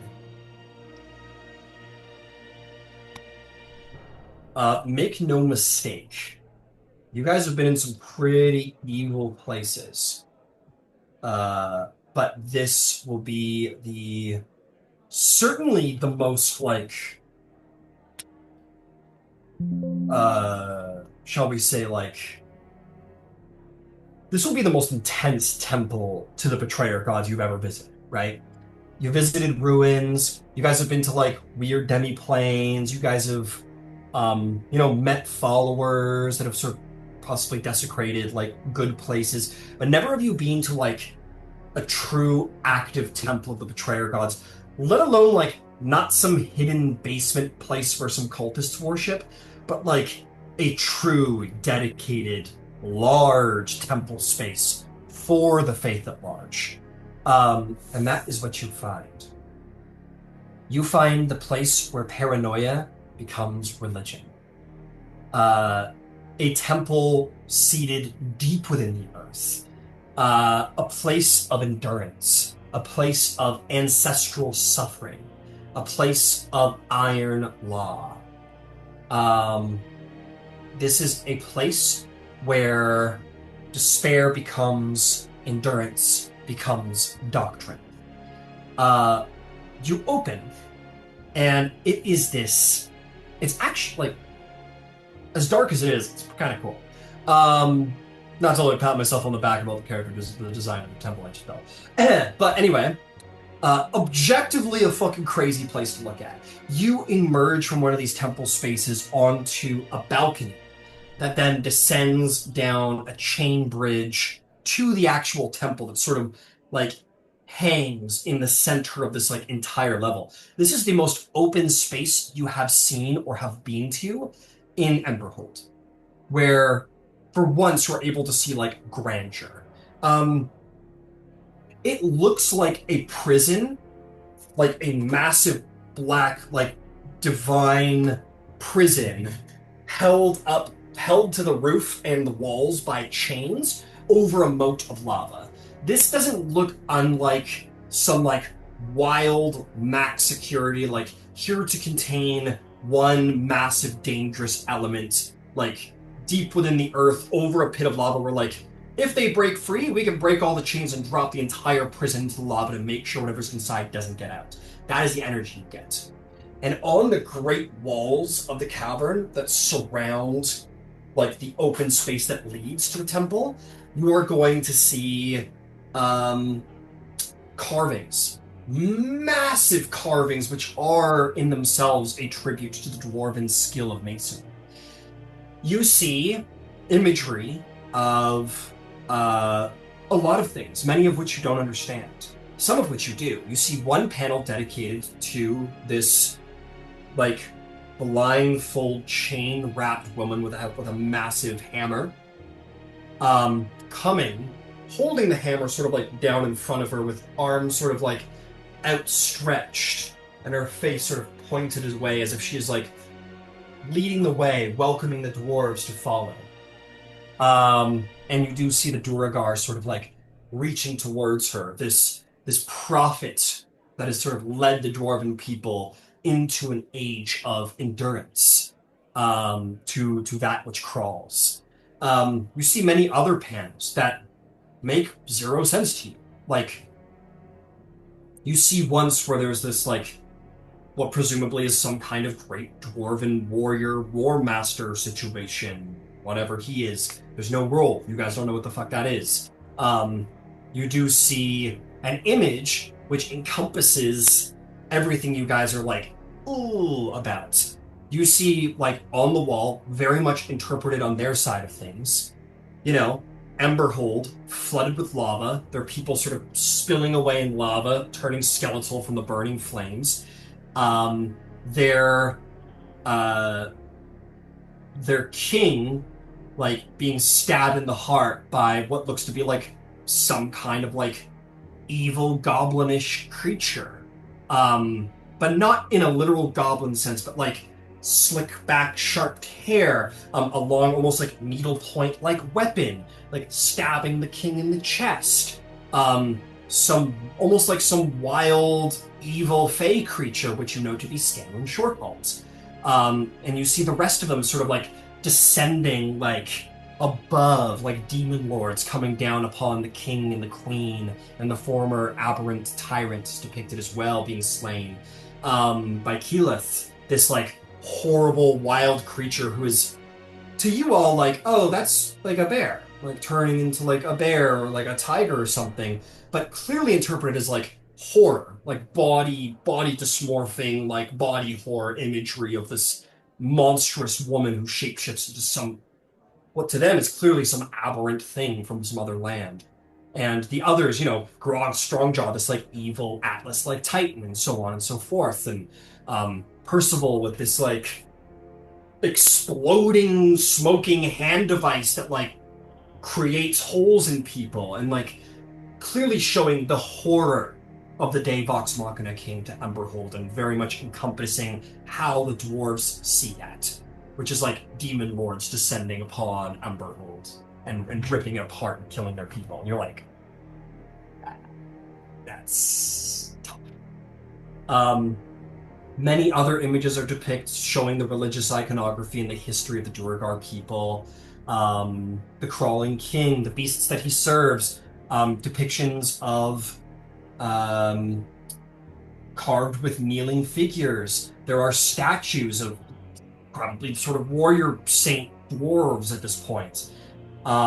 People sort of willingly chaining themselves in starvation on these things, like not depicted very differently than like Jesus Christ on the cross. He suffered for mankind. These people have sort of chained themselves and starved themselves to suffer for the Duergar people in a spiritual sense.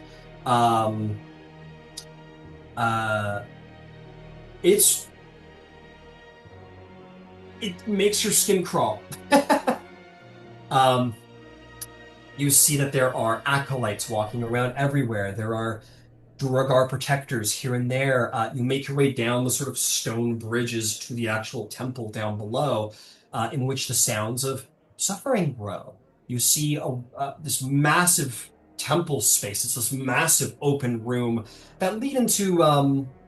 They have doors and cell doors that lead deeper into the temple, but in this open space, you see this like altar that is almost like a spine that moves upward, and you see the roof is this like massive cylindrical, almost worm-like shape that swirls and coils like a snake with like 1,000 bladed arms coming off of it until it comes right to the center, and you see this like worm-shaped sort of spining low, as if descending for the ceiling, reaching towards the spike.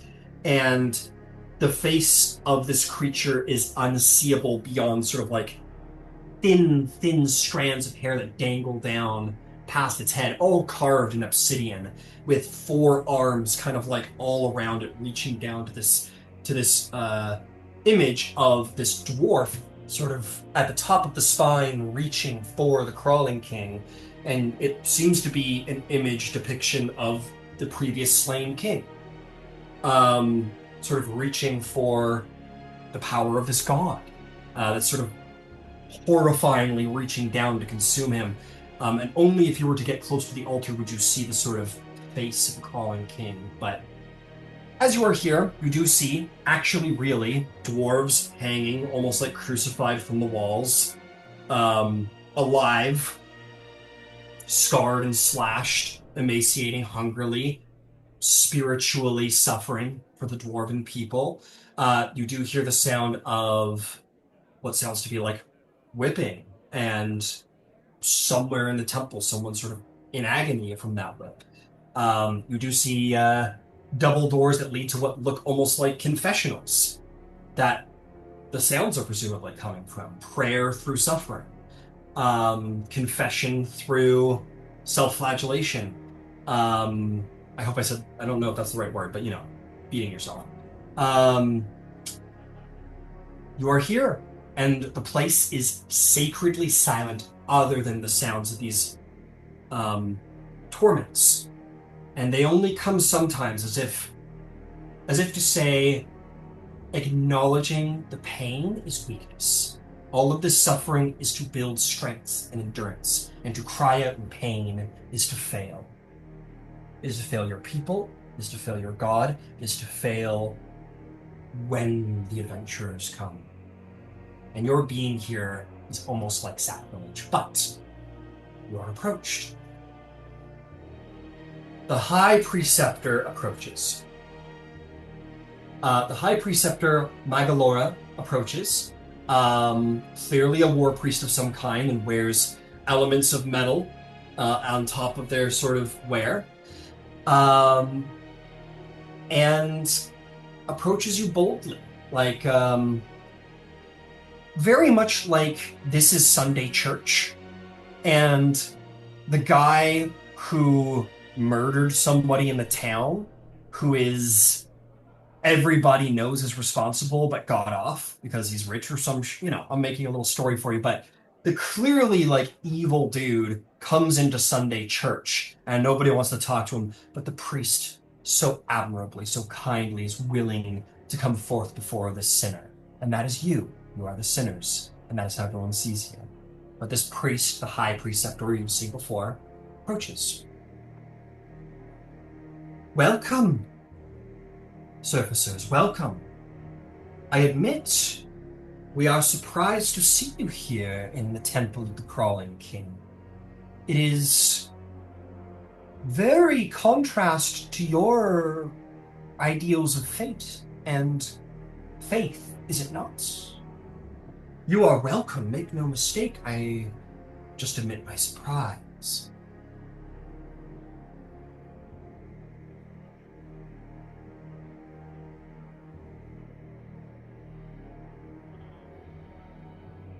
It seemed appropriate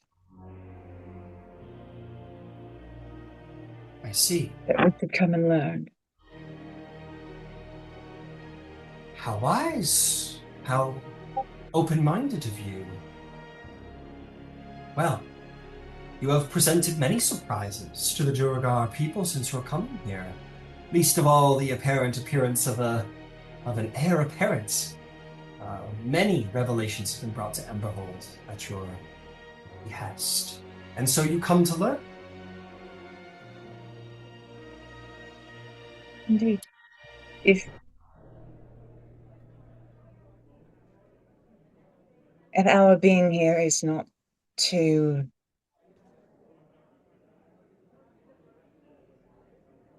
it's not inappropriate. Oh, no, no. If these fools may pay you scowls, but by the carvings on the outside, and I'm sure you've heard the tales, what this city has suffered and what that means you represent, listen not to the close-minded, to those who have built their lives upon enduring what came before and are not willing to embrace what may yet be coming. Please, enter, come, learn. You are most welcome. Have you had many interactions in your time and travels with the Crawling King? I am told that you have met our great prophet, the Witness below. I have. We have. I see.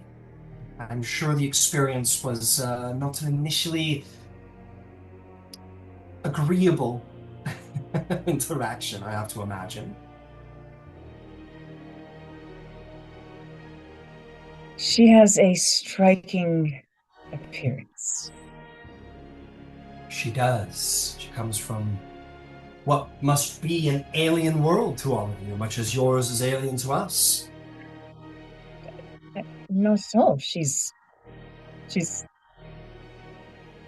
no. No. I'm sorry, I was referring to her strength in battle, actually. I Uh, am poor at making jokes. she turns and smiles and says, I can't help but, and sort of gestures broadly to the grotesque, massive statue of this worm-like deity. I have to imagine that our low Torog is somewhat enjoying this very interaction that we serve here. Uncomfortable for us all. Let me simply, if you would allow me to be plain, this will be, I'm sure on both sides, a strange interaction of deeply conflicting cultures.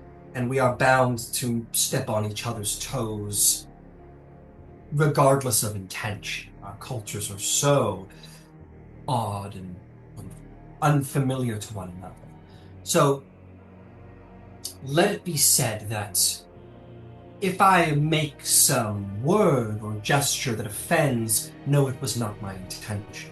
And you may feel free to correct. And I hope on the other side, if I speak out of turn, you will not judge me too harsh as we come to learn of one another.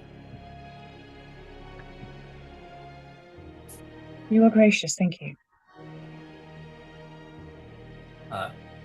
She looks surprised, happily surprised, as if she's been figuring out this little thing she just said to you all and how to say it if she should have to, since you've shown up.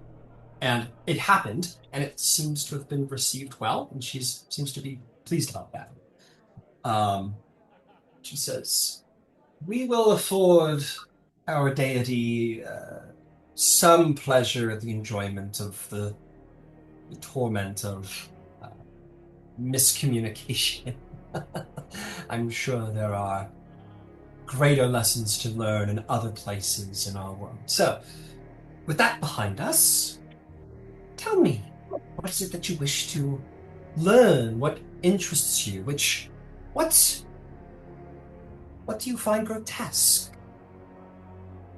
I am sure there is much."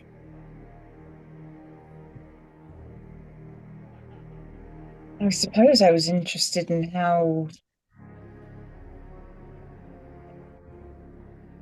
your people found him. Well, the father of the Underdark is not hard to find when we live in his world.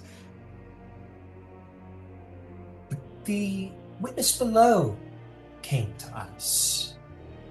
She was without the mighty hammer, and she was taken below by. Her story is a lengthy one, but she came to us with the word of the king. A hard pill to swallow. He is not the most gentle god. He is not the most alluring god. He is not the most seductive, nor the most powerful god. But he is a god that we could all understand quite well after what we had suffered. And we were led to understand that suffering doesn't always need to be avoided.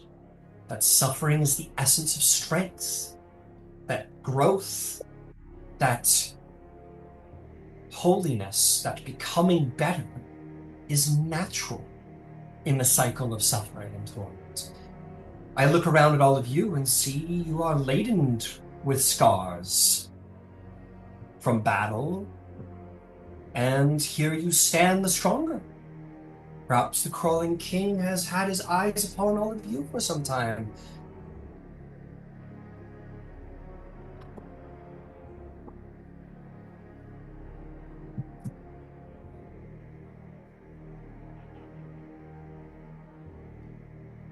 I don't believe. Actually, we have met, and just I've realized that neither Kiro nor Bryson have said anything, and I don't want to take over the conversation. Yes, please, I would love to hear from all of you, and by all means, anyone new to the faith will find this all disturbing. Not to say you're new to the faith, but perhaps new to witnessing it at least.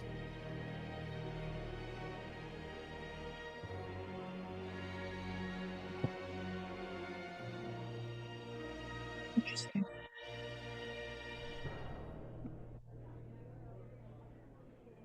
Well, Shall we continue? All three of us have met the witness once. It was an interesting interaction. And I did learn something about myself afterwards. see. How interesting. What did you learn, if I might be so bold to ask?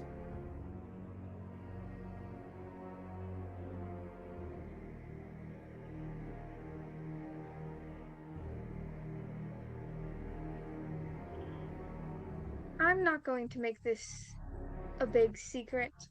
I wear a belt with the Stormlord symbol on it. It's not hard to tell. It is not. Yeah.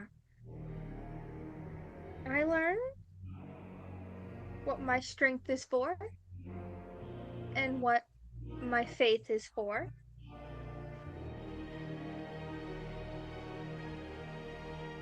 It does fascinate me at times what you all feel pain and suffering is for. The way you believe it makes you stronger.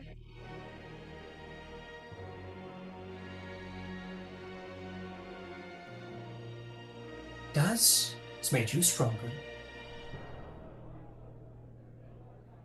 Seek and exalt places where no light touches.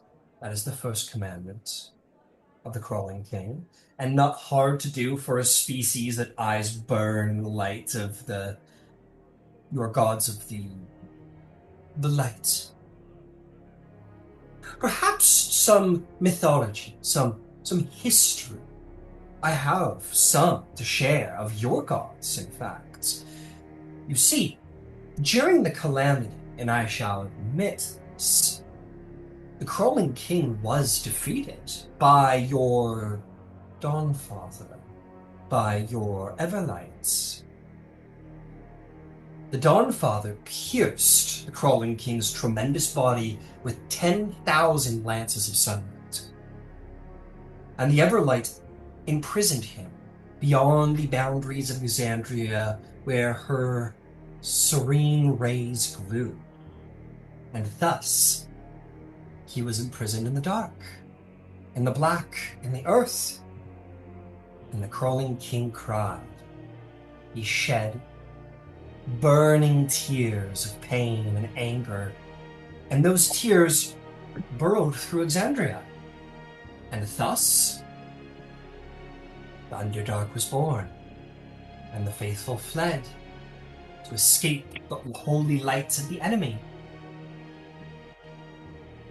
Emberhold was born, Runeshock was born, and many of the condemned followers of the betrayers found their way into a sanctuary down here in this strange alien world. And so, here we are. We have this sanctuary because of the Crawling King, who fathered the world we live in, that we take refuge in. For we are not welcome on the surface.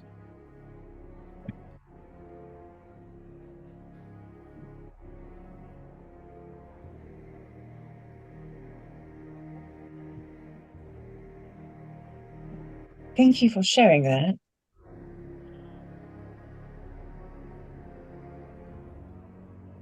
When did the Duergar come underground? Oh, well, that is a matter of some archaeological contention as to when we first appeared down here, but, well, the dwarves were not always Duergar. There have not been Duergar so long as there have been dwarves, but the Duergar did emerge during the calamity. Some joined the betrayers, the truth of the Crawling King, and other deities, and found their way below. And understood what the surfacers had taught us, to revel in the pain you inflict upon others, and relish the pain you suffered yourself as an offering to the Crawling King. That is the second commandment of our faith. As I am sure, while you have all done battle against your enemies, you have enjoyed defeating your enemies. You have enjoyed your strength, dominating those who could not oppose you, winning in battle, and those you disliked or hated in their suffering before their deaths, you have no doubt enjoyed.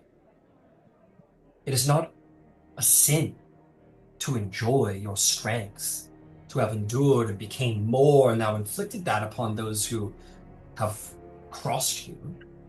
The great lie is that you should feel guilt for doing what strength has given you. Is it not? Have you not faced enemies that you have enjoyed inflicting pain upon for what they have done to you or those you care for?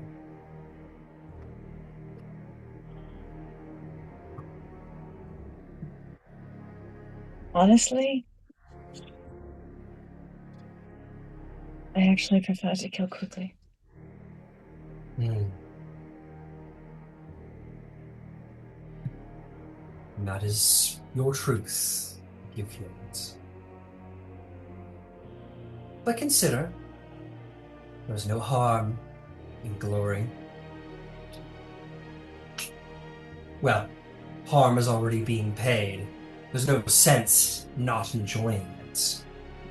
No sense hating the things you do.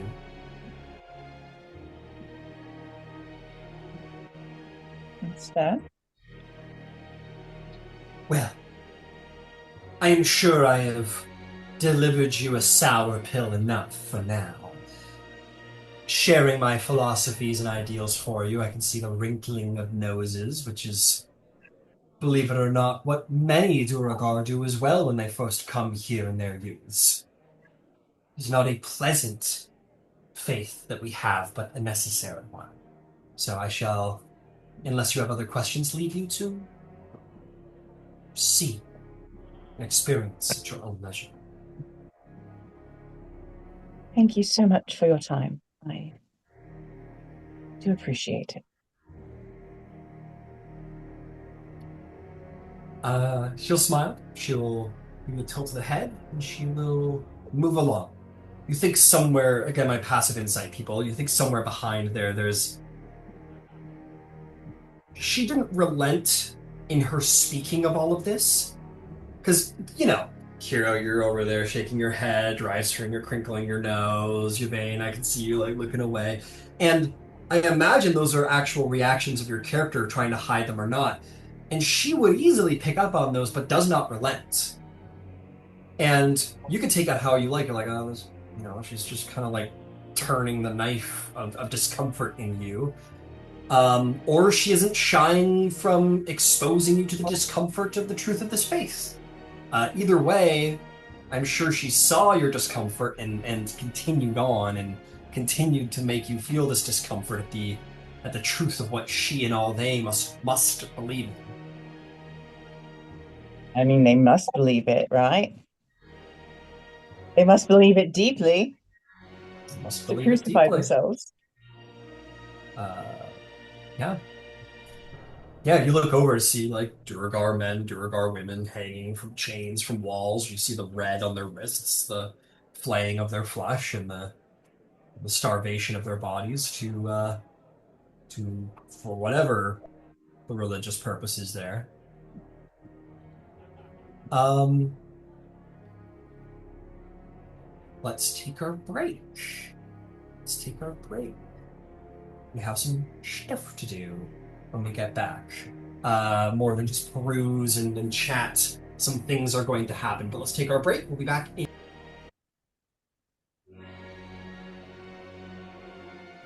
Understood. Okay. Let's try something here.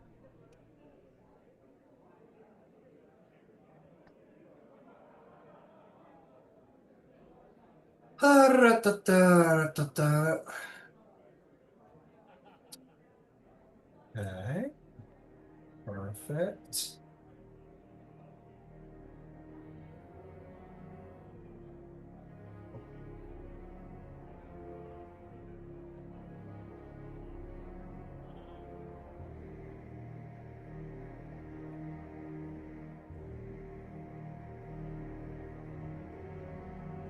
Okay.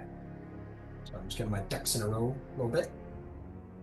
This is a slightly challenging counter to organize all of this sometimes. But let's keep it going.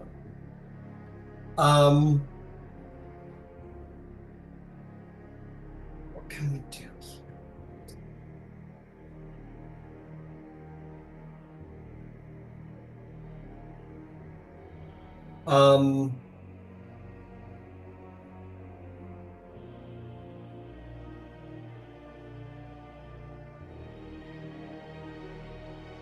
Ember. Yeah. You are sleeping. Mm-hmm. You wake up.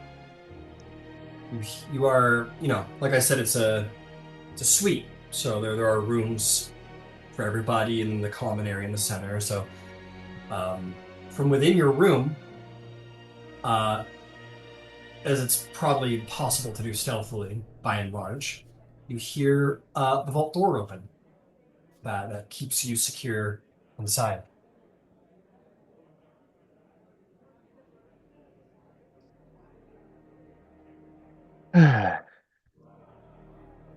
Well, we should go see who it is. Actually, Red, go see who it is. And then I will see who it is. Yeah, send Red out to take a peek. As Red exits, as I'm sure you're through his vision, Mm-hmm. you see the door closing as he sort of comes back in, and there's no one apparently in the room. Make a perception check if you wish.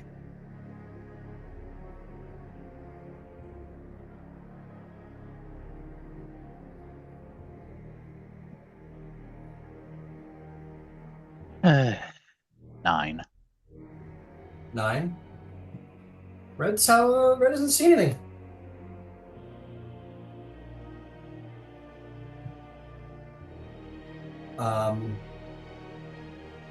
Do you do anything, Red? Or Red, Ember. This is very weird. This is very unusual.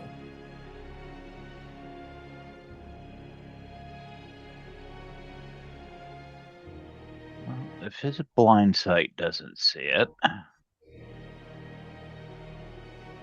I'm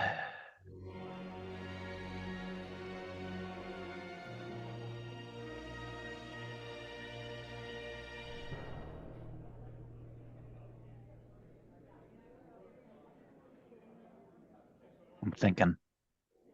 No worries.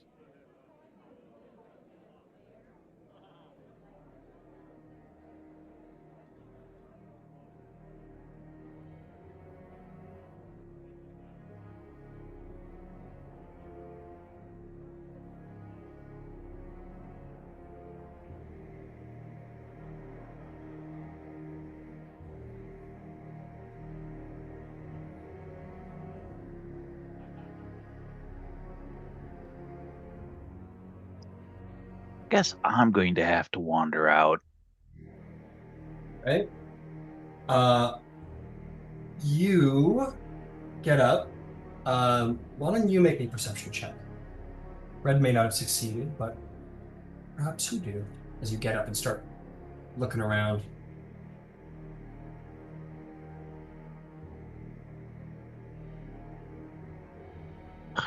That's even worse. Oh no. All right.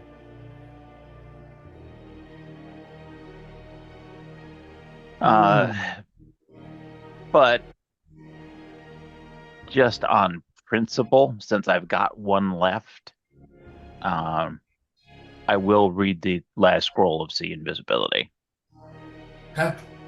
Burns away in your hands. Your eyes peer as such to see what is not there. There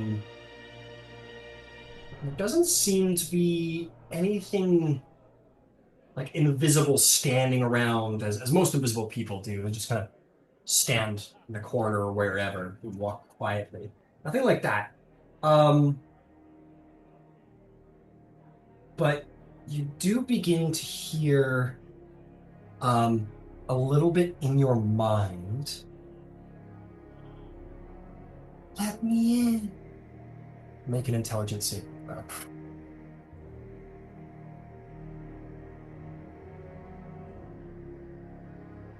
18. 18. You say, fuck that. And as you felt what can only be described as like a creeping feeling, sort of like wanting to enter your brain, you're a powerful adventurer and you push the presence of this creature out. You hear a sort of like this like otherworldly weird sort of like I guess it's sort of like a half screech, half moan sound, very quietly, like a whisper. You turn around, you see under your bed, there is what looks to be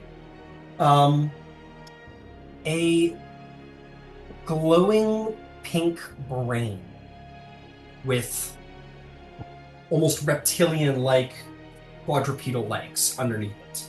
And it's glowing with like an internal sort of psychic light. It's your turn. If this were an initiative, what do you well, in fairness, it's got an extra attack. It'll kind of, you see it, and it kind of like screeches a little bit, and it's gonna like try and like claw at your ankle with its foot. It's tiny. It's only like not even as high as your knee. And you just like almost like what the fuck? Just kind of like step back a little bit, and it swipe entirely misses you, like an irritated cat more than anything. What do you do? Uh,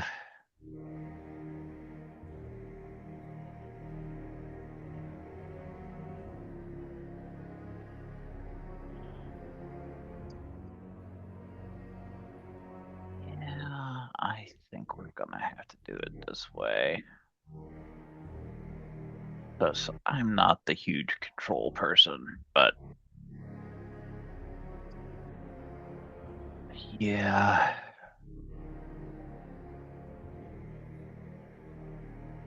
I'm gonna cast Rhymes Binding Ice.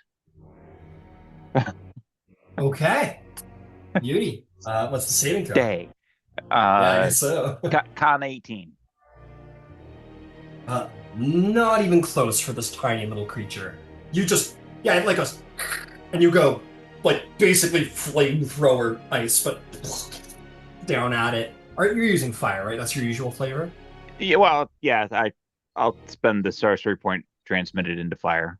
Sure, sure. And you just, and it goes, as it definitely fails, roll me some damage.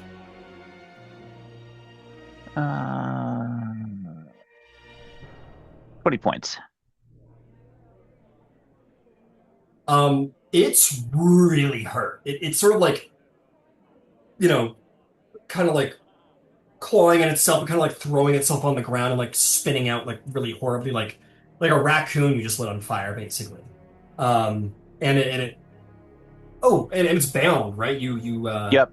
Rained up. Its speed is 0 uh for a minute. God, you'll see that there's flames like coming up the floor, like emulating its arms and kind of like somehow solidly holding it to the ground. It kind of like again makes this like low screech whine sound of pain and hurt as like its brain juices kind of like are like dripping off of it, which you presume to be the equivalent of blood. Is there anything? Is there like a bonus action? Uh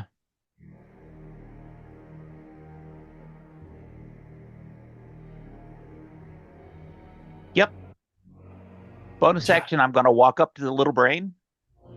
I'm going to put my hands through the flaming chain. Yep. And I'm going to go into my ring. Oh, what? Wait, whoa, whoa, whoa. What? You caught me off guard there. Let's see here. So how does that work? You can bring unwilling creatures into your vessel. I need to see if how it's phrased. Actually, Yeah. to be perfectly honest with you. No worries. Yeah. Caught me a little off guard. I was like, it's gonna be some Ember shenanigans, but who knows? Let's see. I need. Nope, it's up.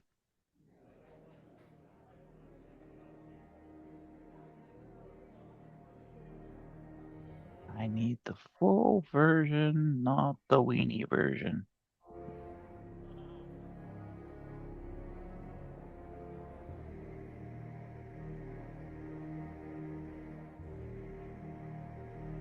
Because it's under vessel.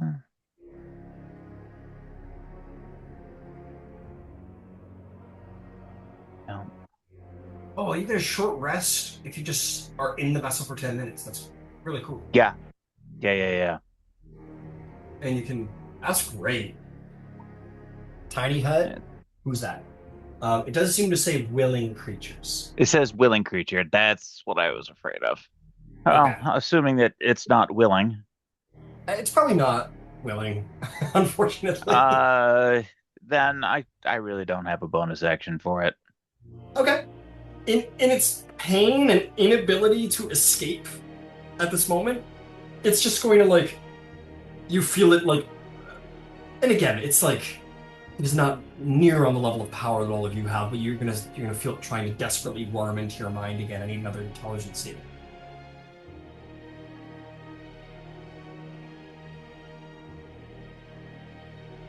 And that'll be a 16.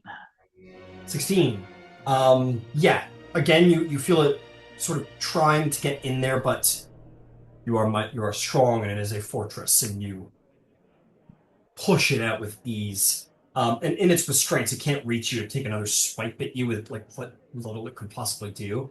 Um, the thing's fucking toast. So what happens next? I'm Because gonna that's its turn. I'm gonna throw a blanket over it, and then I'm going to Yeah. proceed to beat it with the heaviest pillow in the room. Heaviest pillow. Yeah, you pick up a stone pillow. You're like, that'll do. Yeah, you can go to The, business on the it. the the Yeah, objective is unconscious, not dead. yeah, I'm not worried. Yeah, I'm not worried at all. Yeah, you just take it. You beat the fuck out of it until it stops moving, not to kill it. Um, uh, as you like, literally, you're like, you've got the pillow and you like punch it and what have you, and when it stops moving, pretty much actually immediately as it stops moving, maybe like 3 seconds afterward, as like the moment it stops, there's a and you hear with a greater force and enthusiasm than before, the door to your room opens. And at this point, also you can just kind of like peek out your doorway a little bit and just get a sight. You see the robed masked stranger floating. That will be the ninth level fireball coming off the wand. Got it. Fair. I'll tell you what. I think that the little guy wasn't a big deal, but this for this one, let's roll initiative and see what happens. Because this guy That is that's that's that's fair. perfectly fair. That's yeah, ninth level. Fuck this. That's That's fair. the nope. Yeah. No, not fucking around with that. Yeah. Fair enough. Fair enough. Can't blame you. Um. Yeah, he's flip man. Put Ember in the room. Make a super duper fast initiative as you've conquered the little brain thing. Oh, we don't need to turn it. There's only two of you. Okay. It rolled a hot four. What'd you get? I have an 8. Oh, a battle of. This is a real like cowboy like. Oh, and one of you goes first. All right, you're up first. That's a ninth level fireball. Sounds like. Yep. Alrighty. Yeah, you go. Fuck that, and click the delete button. I'll roll a dex save. Uh, if I can see any Duergar, I'm going to make it a careful spell and exclude them. Got it. Yeah. One. Yeah, and it'll also preserve your room. I'll say it also preserves your room from being just annihilated accumulation. You do see two guards at the door who are like kind of standing in a daze, like clearly stunned, like clearly under the stun condition. So yeah, careful spell, no problem. And bombs away. He fails because he's not dexterous. Okay. Spells Well, he rolled a all the 14. I way the assume that's a fuck to the failure. bottom. Yep. Yep. Oh, Okay. 1, 2, 3, holy fuck. 4. That 4 was of fast. those were ones, which count as twos. That makes that 55. That'll make that 60 points of damage total. 60 total. absolute fucking fiery mayhem.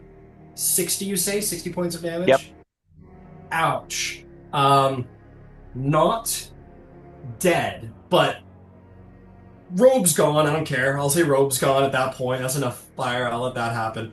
Or at least certainly enough that like these long ass tentacles that go all the way down to its like ankles, like slither out, like six of them. Um, And it is revealed it's a mind flayer. then I'm going to have Red hit it with all 3 charges from the Ring of the Ram. All right, go for it. Inventory. Because now I got something to do with a bonus action. Red, bitch slap that thing. Go for it. Okay. Roll.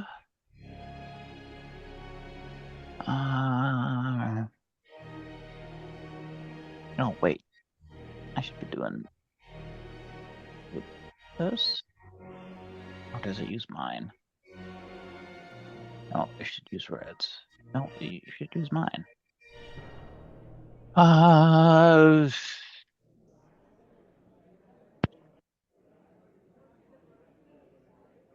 Need to check something. I'm betting the AC 12 misses. Yes, the AC 12 is. I'm going to use Favored by the Gods. All right. Well, is this a? Tell me about this. So, is this red attacking? Yeah.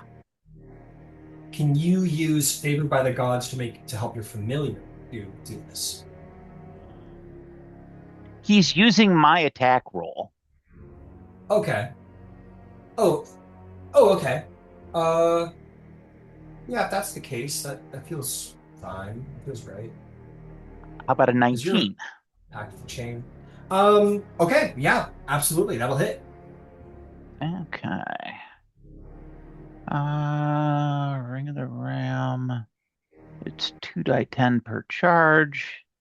So that'll be a quick 6 die 10.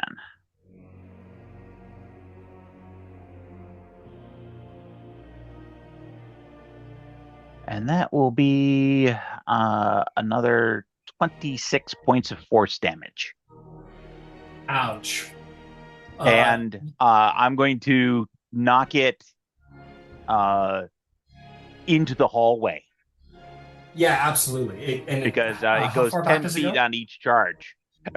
Yeah, you punch in it, like floats back. It still remains aloft, but it like clearly got sent back a bit.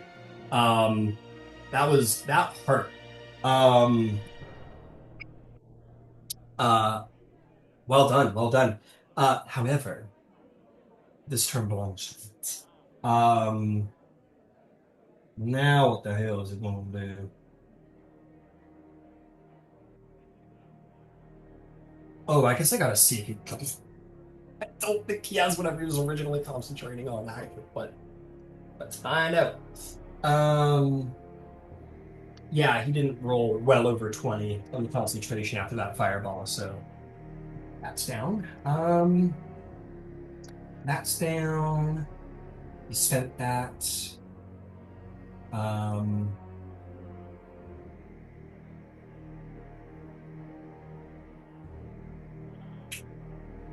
out of options, big lizard boy.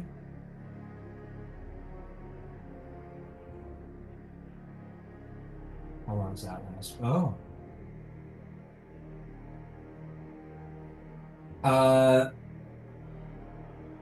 Okay, sir. It looks at you. Again, with the spiteful, beady mind flare eyes, it floats back into the room towards you, not in the melee range.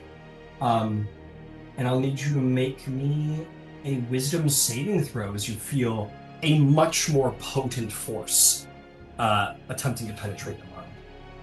That'll be a 21.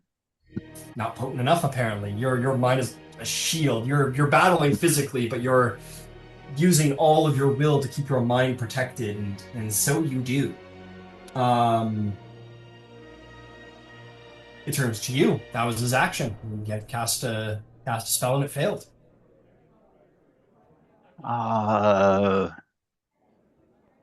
I'll even go so far to say is that he's not like floating all like crazily anymore. The fireballs and everything have kind of put him back down on his feet.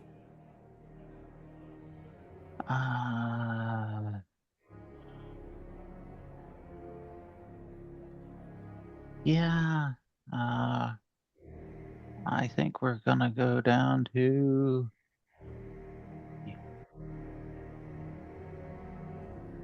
Yeah, we're going to go for a 5th level blinding radiance. Okay. That's Also, a if I'm not con save DC 19. Con save DC 19. Got it. That will be 19 exactly, like said. Okay, well, they'll take half damage. Okay. And that will be halved. That'll be 11 radiant. 11 radiant. This thing's hurt, to be clear. It's like just trying to like hold on to itself. It's bloodied, heavily bloodied.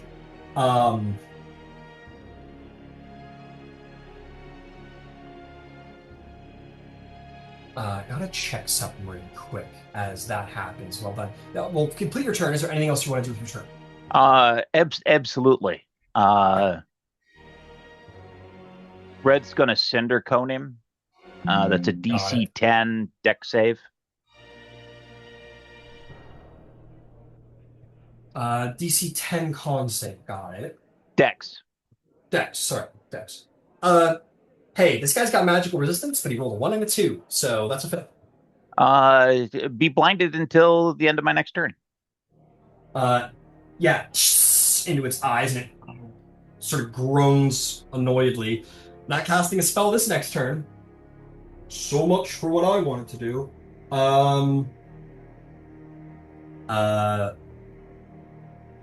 Let's see here. Now I gotta do my thing. I've ran out of time. Ember's too good. My boy's not doing so good out there. Let's see here.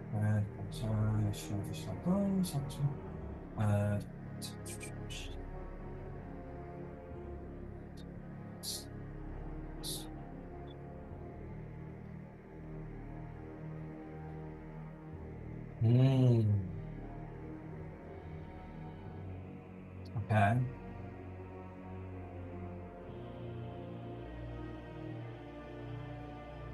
So I got this last little treatment. Let's see. For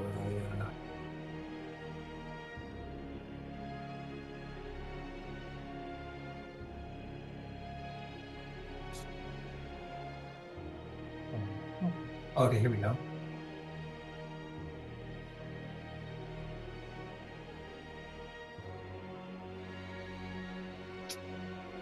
You are going to feel a presence enter into your mind. It's no domination, it's nothing like that. It's just telepathy. But the presence of its voice is intense, and it speaks of a tremendously potent psionic power that is traveling through this mind flare, hijacking its telepathic abilities, and is sending it into your mind. And you understand in this moment that this guy is not the mastermind here. It is what speaks now. It speaks in a voice of pure emotion and imagery and ideas as opposed to words.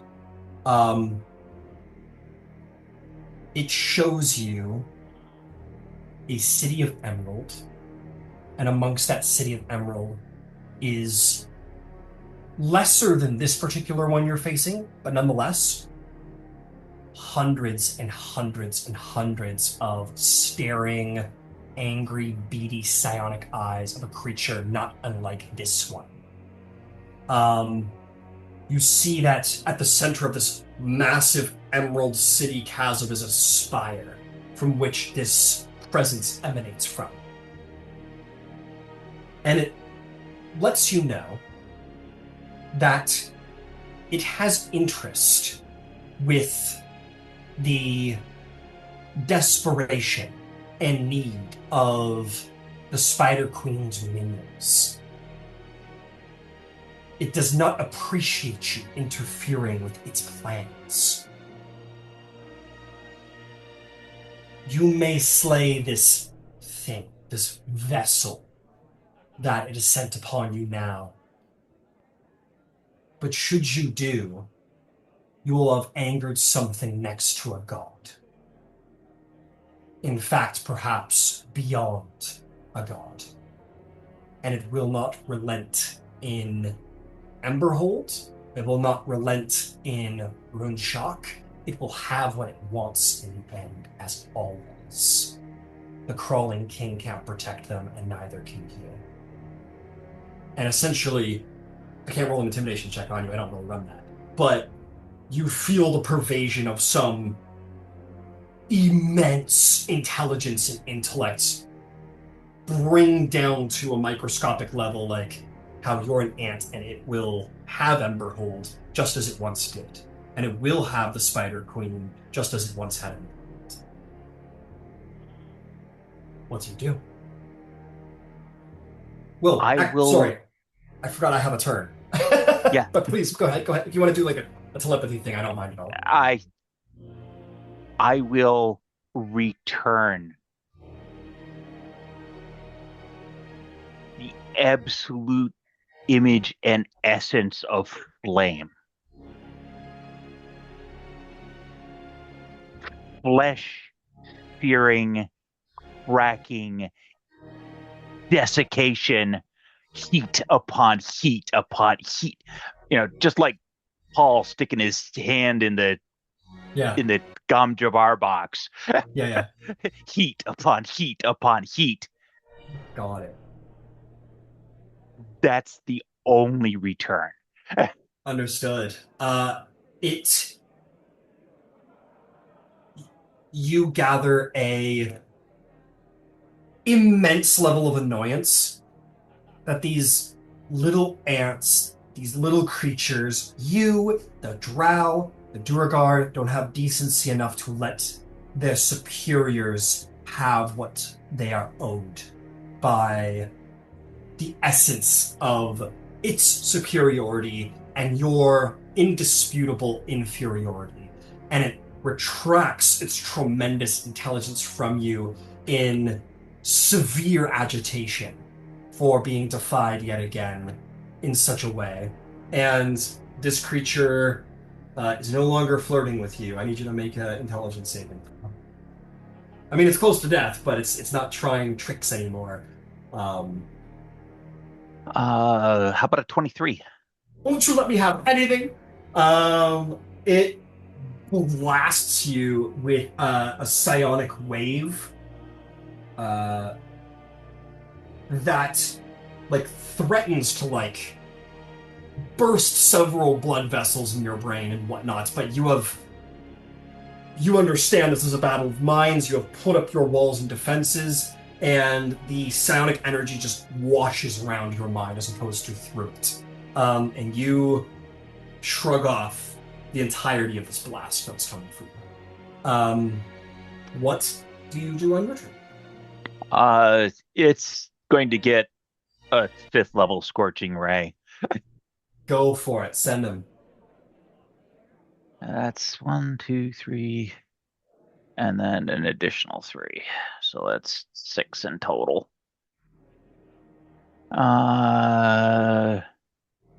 Let's see. The lowest is 12 and 5. The lowest is 17. There was 1 in the pack. All good. That all hits. So that's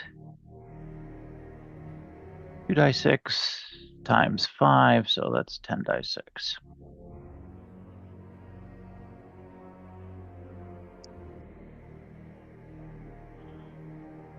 I gotta look at dice that are. How many ones are in there? There were 2 1s in there, which become 2s. That makes that a 40. And my proficiency bonus on one of them for 5. That's 45 points of damage. Ooh.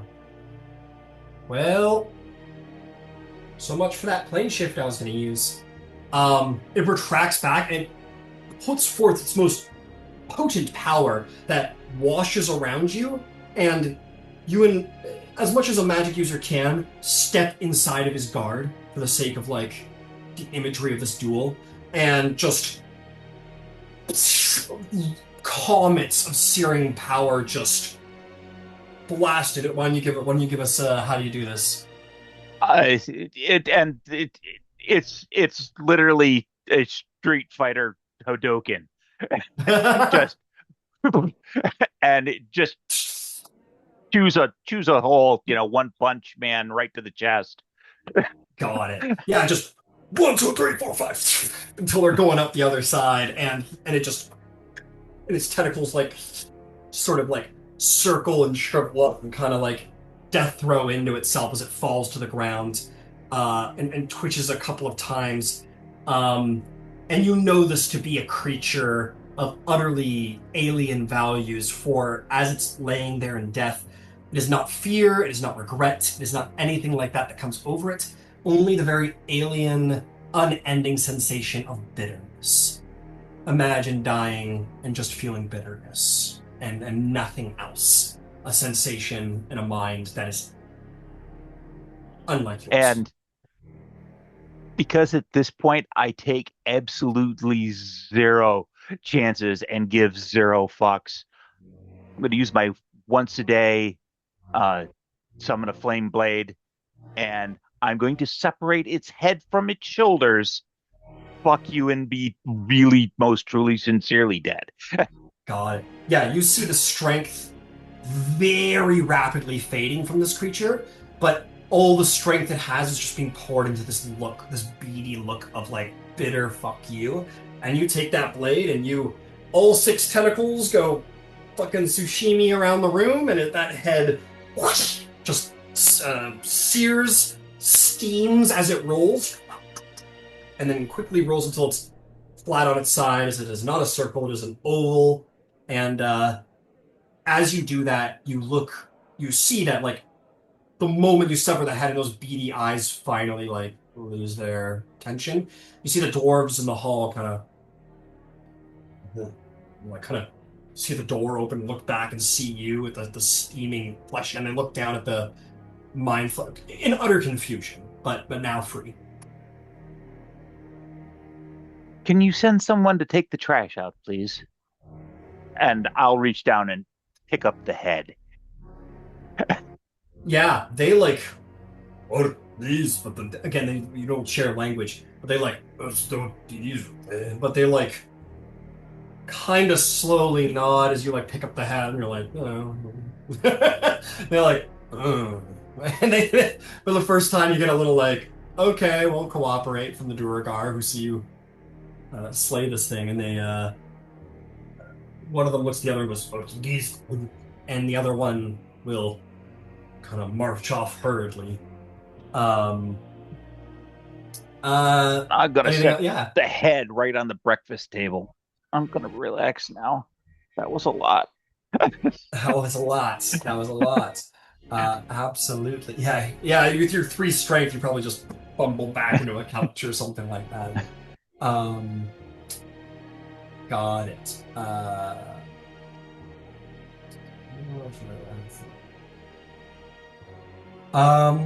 Okay. Got it. This is going to have altercations. Not altercations, repercussions. For probably very good ones. But as you sort of slump into your chair and then leave the head there and put your foot up, we'll circle back to that and then see how many pats on the back you get soon, because that's gonna be something. Okay. Wheeling around to team religious exploration, you guys are in the temple of the crawling king. What do you do?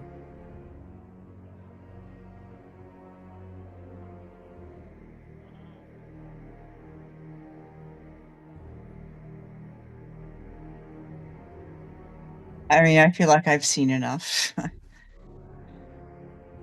That's fair. Hero is kind of stunned to silence and contemplation.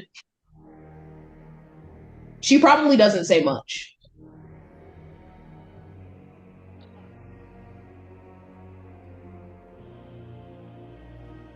Gonna get anything done on the inside of this place.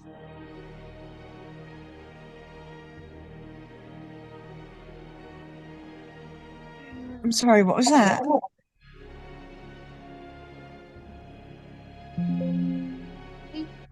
No one inside of here is gonna, like, there's no work to be done inside of this temple at this point.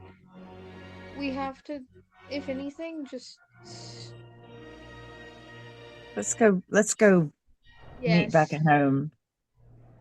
We need to find out what Ketwin's meeting was about too. Yes. Let's go back to our space. And we will go back to our apartments. All right, take off. Uh,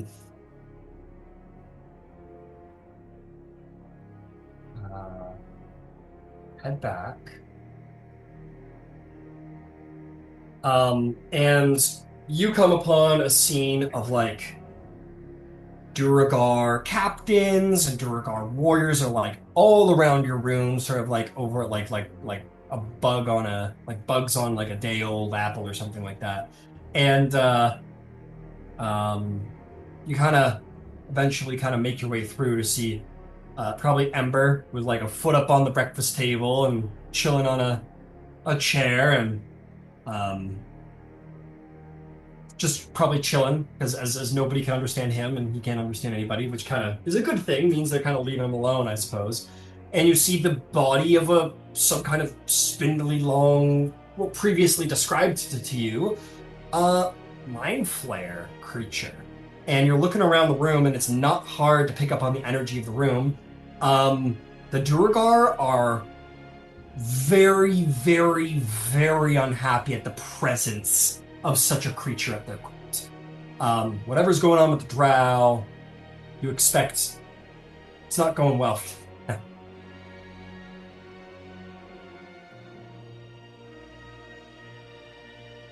Well, what Welcome back. happened? What Oh, happened? we had a break-in. That was bold of it. Yeah. Well, he sent its little thing in first, at which point Ember will go get the blanket, which was turned into a sack. Yeah. And it's like, it hasn't even been close to an hour. Yeah, you kind of maybe dump it out, Ember, on the fucking table, and this like little brain with lizard legs kind of plops out next to the head, unconscious. Still sort of like throbbing as you'd expect a brain would, but not moving. Oh, that should be fun to dissect. And after I beat that thing to unconscious, I'm assuming its owner, master, whatever, showed up in a damn big hurry. Yeah, well,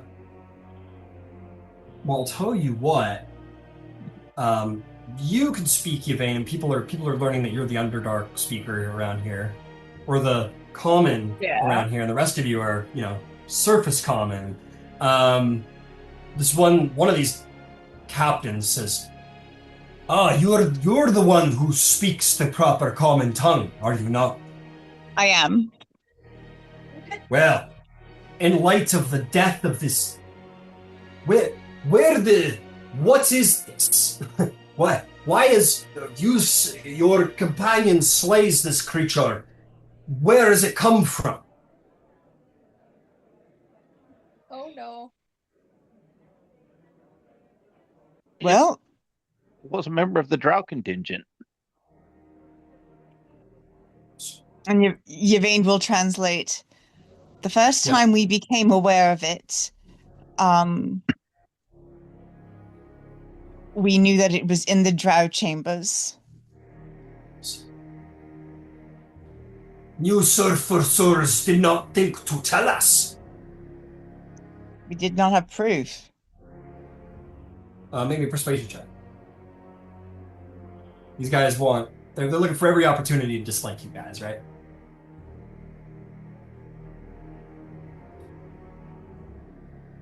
That's 12. 12. Yeah, she's not incredibly persuasive. This guy kind of gives you a headstrong dwarfy sort of humph. Like, sure, whatever. Says, in light of this finding, the dwarves, never mind, the king calls all of you to speak and explain yourselves before him, along with these drow who claim had this companion of theirs.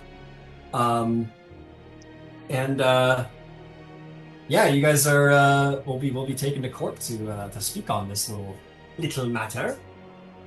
Very quickly, you guys are kind of like, bumped and pushed and gestured to get moving, and you are marched into the throne room as is before. This is a lot less of a formal. Well, I wouldn't say less formal. I would simply say like just not as heavily attended as previously. This is kind of like an emergency revelation. We got to chat about this kind of thing. So the king is there. I'll say the general has made himself present quickly. Ketwin is already there, and you guys come in, and the commander comes forward with like the brain and the head of the mind flayer creature, like on a plate, basically. You know what? Literally, let's say it's like a breakfast platter and put the evil heads on it, and are like gonna show it to the king. The king, it's hard to see his full expression behind all the beards or whatever, but you can see he's pissed about this little revelation. The heads are brought forward. The king speaks and says, "What is the meaning of this?" The drow are brought in to the hall, and he looks past and says, "You, this is your companion?" The priestess sort of like shakes her head and says, "Great King Thangrel, it was, but we did not know its truth. I must admit, our envoys must have been. I fear we were manipulated by this evil creature. I feel as if I can see clearly for the first time in some time. You have our most sincere apologies for bringing this wretched thing before you. Um, thing, King Thangrel hangs his fist on his thing. He says, meaning to or not, your weakness has been made apparent. You bring aberration to the court of Emberhold? Do you have no knowledge of what has befallen our people? She says, Great King Thangrel, we know of the woes that your people have faced, know them quite well. This monster is such great power. I regret only we could not resist. And then he says, and you should have. Ember, you wish to interject? Absolutely. Your Eminence, Your Highness, if I may, do both of you understand me, or do I need to be translated? We'll say there's a court translator who's doing so, and this is undercommon for sure. Both of you share a common foe. That thing was a finger, an arm. There is a Emerald City.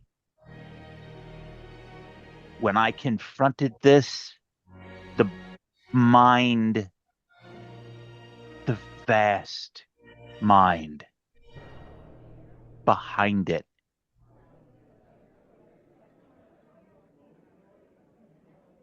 came at me with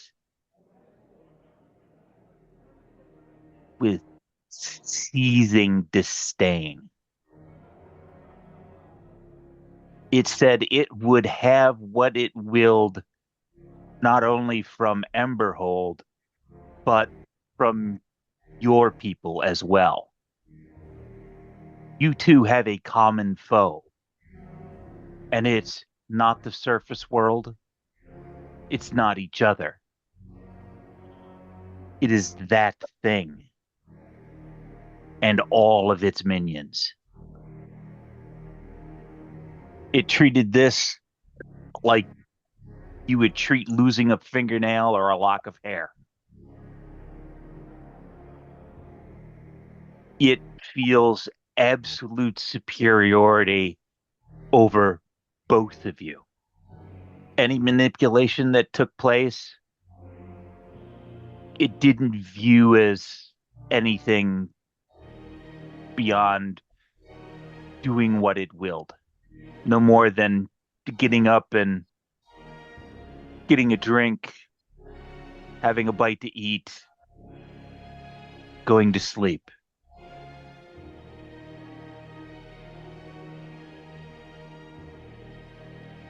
I would hesitate to suggest that there is so much disdain.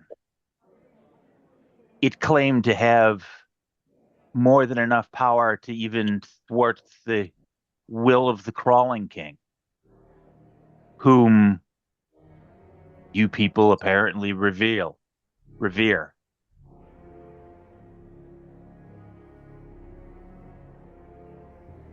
If you truly wish to be safe,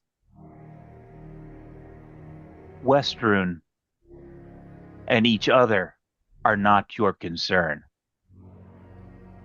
You should be focused on that monstrosity below, or they will try this again.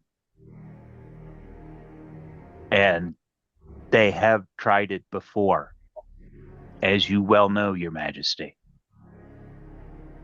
I'm glad that my people could do this small service on behalf of Kethwin to make Emberhold safe.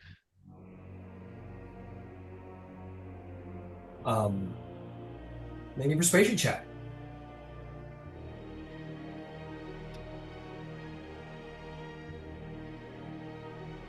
That'll be a 28. Something certainly shifts.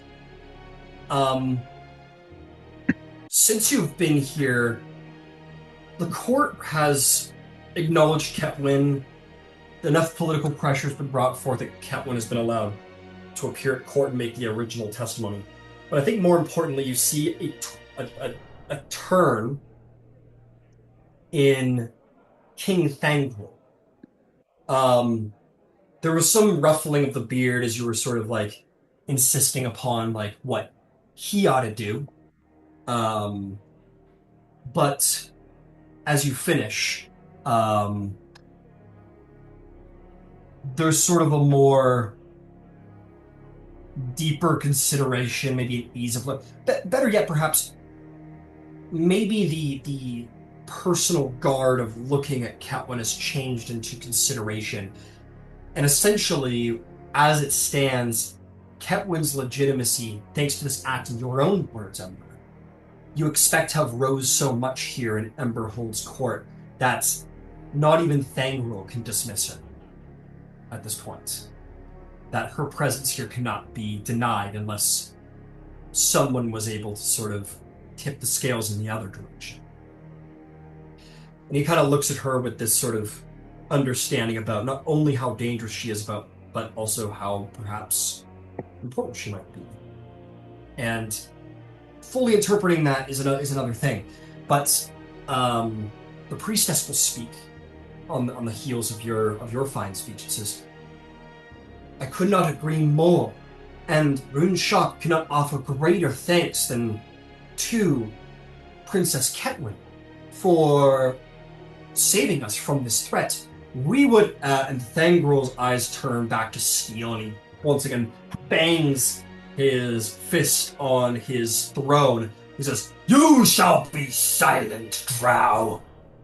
I grow weary of your presence in my court. You are lucky I do not throw you from the walls, never to return here in alliance and resume our conflict. You shall return to your quarters now." And she's like, realizes how far she has fallen, but nonetheless bows courteously and takes her envoys and leaves the hall at the immediate behest of the king for not wishing to stoke his temper any further. The drow basically have fallen out of favor at court. They have not been yet ejected from Emberhold, but they are deeply disfavored at this point in the hall. There's probably unless something dramatic changes, there's probably a very good chance Runeshock and Emberhold will not ally. So that's great. Ketlin's up here. The drow are down here. And while Thangrul recognizes Ketwin being here, again, my high passive insights could probably tell that, like, Thangrul's trust in Ketwin is yet perhaps still tenuous. Maybe not fully there. But he will turn and say, "Princess Ketwin, you and your advisors are thanked for the service paid to Emberhold security as of now. I ask you all now, leave to go about your business while I consider the implications of what has been revealed today and the amount of alarms that have gone off in my hold since your coming." Princess Catelyn kind of says, just kind of nods, not fully like, as that would be improper for someone who is a claimant, but she does sort of nod. We'll give you guys a look of like, school. And you guys take off. Eventually, you find your way back to your room. Already has the room been scrubbed of ash marks and blood and the remains of the corpse. You're actually, you know what? You're probably giving a new vault.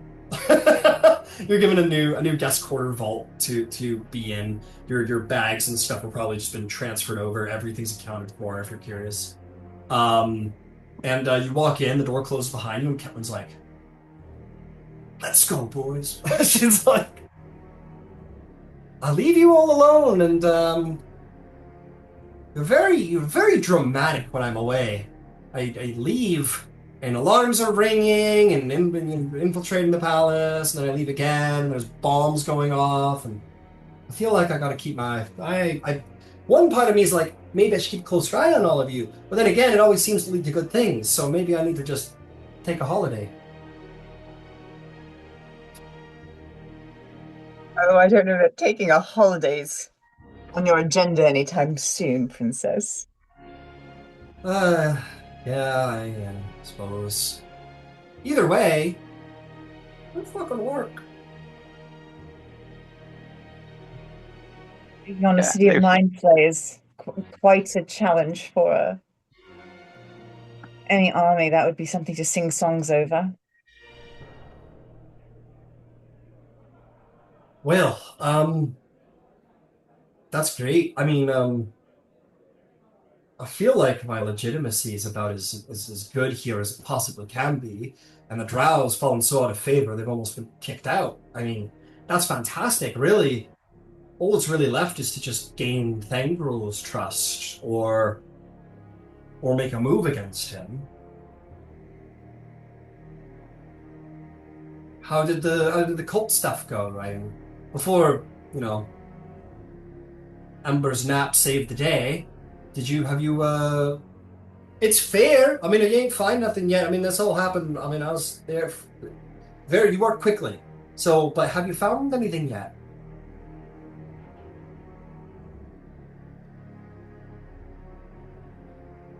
We went to the place where they hold their services, learned a bit about the faith.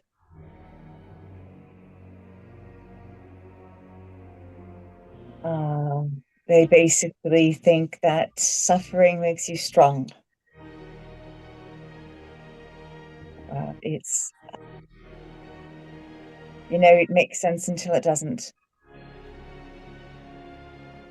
But your people are crucifying and starving themselves to feed their god. Yeah, I heard a little about that. Ugh. It's difficult to watch. I feel as though they should be able to find protection elsewhere.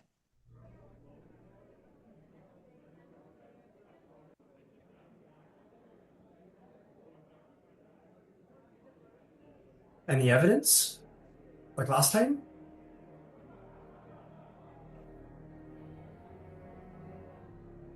No, but in truth, it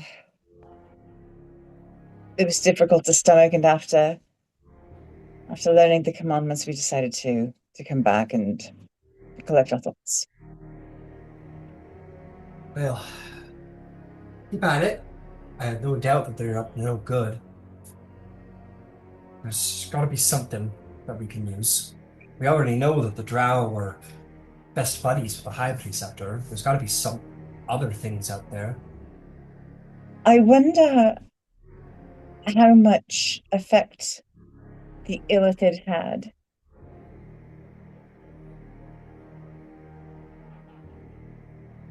Like, I wonder how much interaction, like the interaction between the high priestess and the preceptor. I wonder how much of that is genuine and how much of that was manipulated by the mind flayer.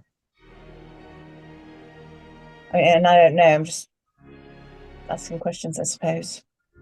I don't know. No clue. She seemed pretty genuine. Okay.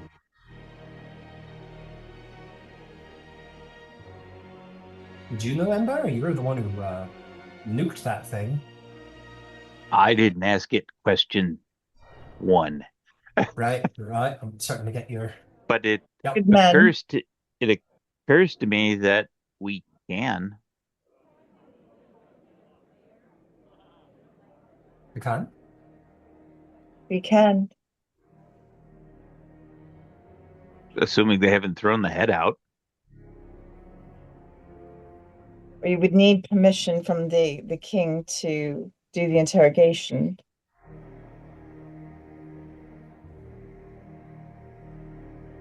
I could have a request put in, sure, to get you the head back for interrogation. Um, I'm gonna just point out the obvious, which I'm sure I'm not in the loop here. It's dead? Now you can I tell me why that doesn't matter, I but it have seems like it should. I have a relic that allows me to trade some of my life force, stretch beyond the veil. I I can can ask also a heart of questions. You Yeah. can do it too. I can. Of late, it is a new perk that I discovered recently. That is so cool. Well, then let's have fucking Kiro do it so you don't have to spend your life essence. It sounds like. Is that. Unless you have to do that too, Kiro? Oh no. I perks of signing on with the Lady of Death and Fate. Holy shit. All right. Yvain looks like you're off the hook for. I mean, unless you want to give up your life essence for. No, it's actually pretty hard on the body, to be honest with you.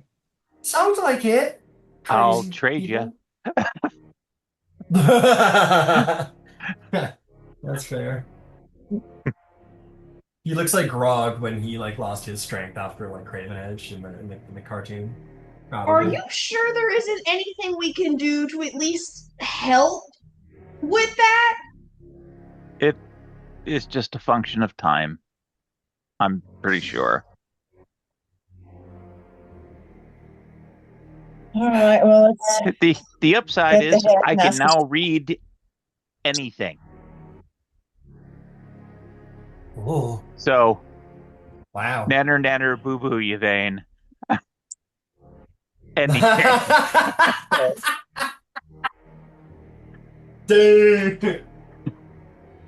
It's so rude. It's so rude. That's so Yeah, funny. well, I've had a rude sort of day, so Fine, my, enjoy your little victory over me. yeah, well, I, I'm paying for it. So Yeah, Yes, you are. bragging rights and all. But So, no, all right. if we can obtain the head of said squiggly thing, as long as he's willing to answer questions, I can ask him.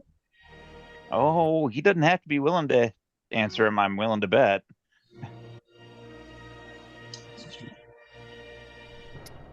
Let's prepare yourself. They are. Well, per the specifications of the spell, correct me if I'm wrong, if I'm not mistaken, like it has the conscious right to answer or not answer questions. Like if his killer is asking him information, he'll not answer. Um, and I think I could relate that to like if it's a creature that he wouldn't speak to, then he wouldn't speak to it, right? So a lot of Well, people like that to use the power of disguise to get around that, which is totally valid.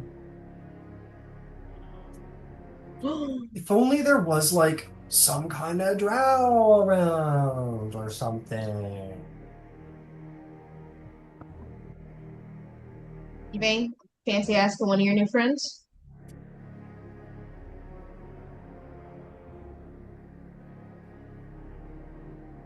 Yeah, it's actually probably a good idea. Ember, can you mind your I'm manners? I'm no. I I honestly think the better the better first take would just be you ask the questions, Yvain. I get the impression that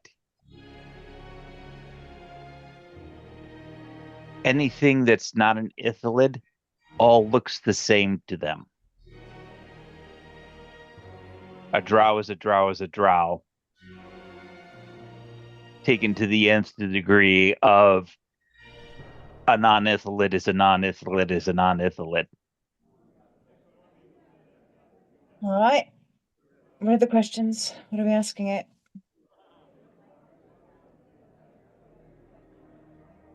How much was control and how much was partnership with the drow? And what plans does it have or control does it have over the cult of the Crawling King or the Church of the Crawling King or whatever the fuck you want to call it?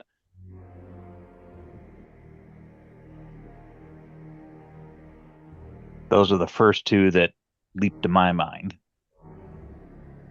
All right. It's control over the church and the how much was cooperation and how much was coercion. With the drow. Yeah. Who, if anyone, outside of the drow emissary did it influence? Yeah. Are there any other agents? That is a awfully good question. Because if they're gonna purge, it'd be good to know who to purge.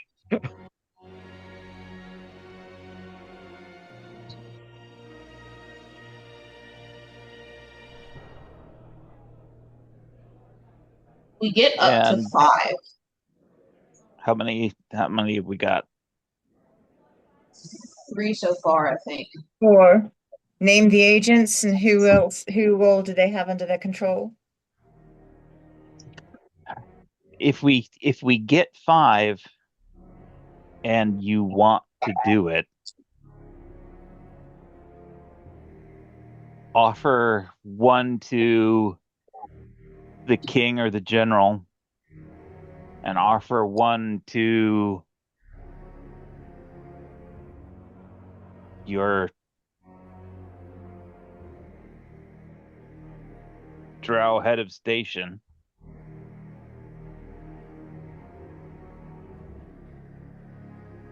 Very well.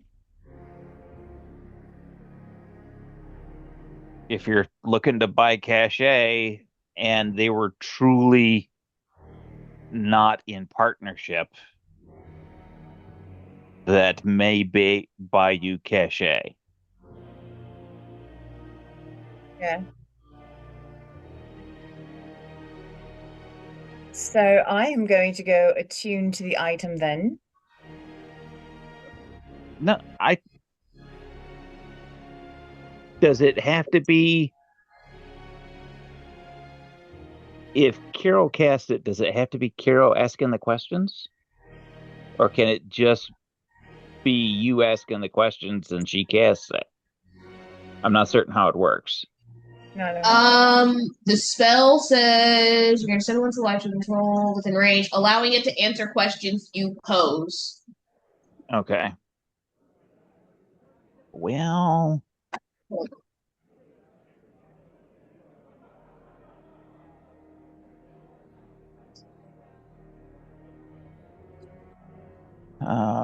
create sound or an image of an object within range for the duration. The illusion also ends if you dismiss it.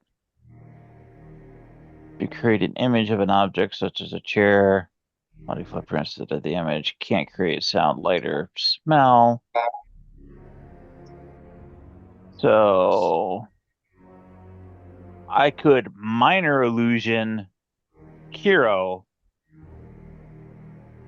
as a static image,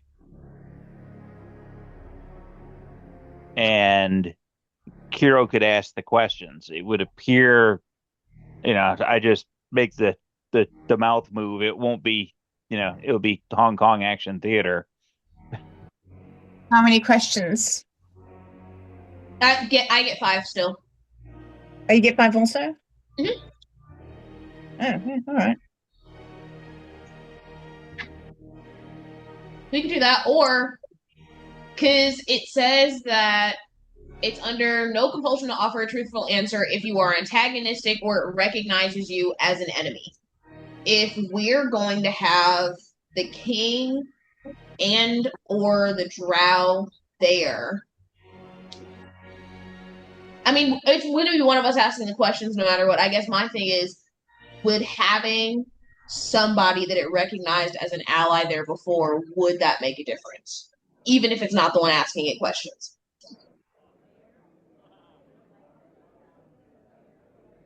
I don't know. Maybe. Because I can understand, like, if you, Ember, were the one casting the spell and you were the one asking, I could understand why it'd be like, yeah, I don't want to talk to you.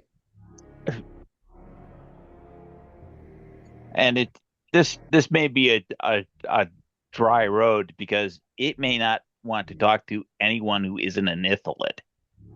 Sure. The ego was that outsized.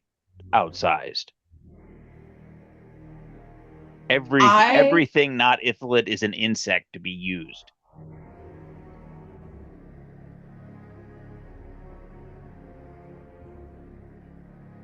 It doesn't cost me anything to use it. I get it no matter what. I don't. I don't sign away part of my life force, which is why Yvain, I don't want you doing it. It's worth a shot. Yeah. And I can, Hong Kong action theater you to look like the drow priestess. So if there was any positive relationship there, you don't sound like her. Yeah. But if it's worth, but if we're gonna do it, I think it's worth doing. It'll increase our chances at the very least, or encourage it to give more truthful answers because it also is under no compunction to tell the truth anyway. Nice if we had It'd be nice if we had an illusionist who could cast a talking illusion. We just don't quite have it. Yeah, it's not my.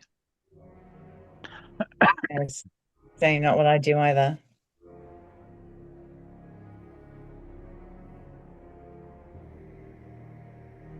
I think even a minor illusion will work. Catherine? Anything that would make it appear like somebody that it already knows, especially if you can make the illusion look like the priestess herself. I think it's worth it. If we're gonna question it anyway. Well, it's worth a shot. Absolutely. 100% it's worth a shot. All right. Says, "All right, I'm back. What a miss." Bring me the head. Yeah, all right. Can someone? And she'll put in a request or whatever. You come in. You wait for a little bit, and then a dwarf comes in with a big platter with a big fucking bowl over it, and puts it down on the table. You guys all get ready. He pulls the top off, and it seems to be like cooked and spiced insects and grubs. Someone's like, "What the fuck is this?" Guy goes, "Lunch." Oh, why? It was the king wanted to serve you a delicacy and thanks for that. He goes, "Okay, get out of here." It's fantastic. We can Yvain would. repeat every program. Yeah, and to be clear, At least like, it's not chilled monkey brains. So at least it's not. To be clear, these do look as scrumptious as the insects from Lion King that had no business looking that juicy and delicious. They kind of look like that. It's like lobster in a way, but like more gross. Shortly thereafter, though, like another platter will come with what you had originally requested. The question is, who's like elbow deep into like the grub? Yeah, Drystern's up in there. Yeah, for sure. The Dragonborn is. Yvain sounds like she is. Kiro, you Oh, yeah. having you some exotic grubs? She probably grabs a couple before she starts, just because it's never great to do these things on an empty stomach. Fair. Time to go to work. Ember, what about you? You try new flavors? I Ember's enough of an Epicurean to to at least be open to the trial, but there's nothing wrong. We go in. Yeah, no, this is a texture thing. It doesn't work for me. Fair. In fairness, it's like pretty good. Like some of the it's clearly a variety. It's like if someone just threw like a platter of like mixed like shellfish at you, and like some of them are crawfish, some of them are shrimp, some of them are this, some of that, and some of them have like a lobster-like consistency. In fairness, other ones are a little unfortunately crunchy. Not for you, maybe. Some might have a natural spice. Yeah, Catelyn goes for it. She doesn't care. This is where she lives. What's the problem? But eventually, another tray comes in. With the head of a mind flayer upon it.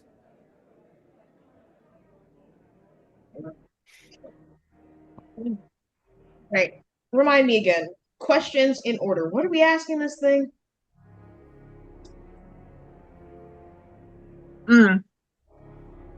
How much control is it exercising over the cult of the crawling king?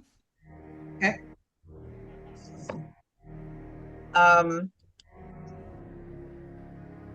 In their relationship with the drow, how much of it was coercion? Okay. Who did it have under its control? Okay. Name the other agents here and in Rorschach. Okay.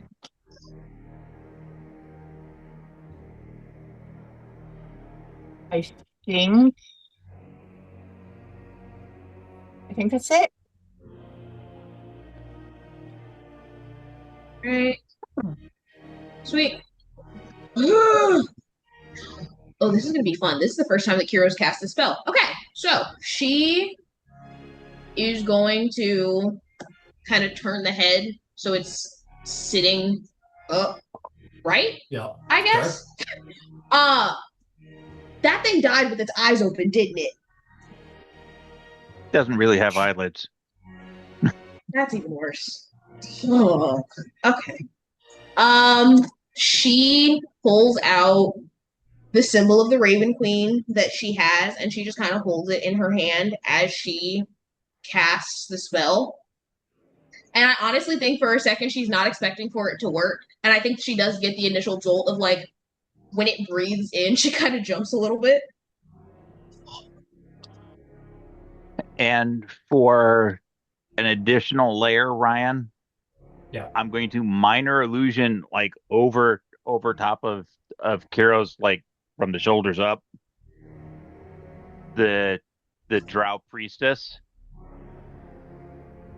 But I'm going to make the lips move, but it's not going to be in sync with Kiro's voice, so it will be, Hong Kong action theater.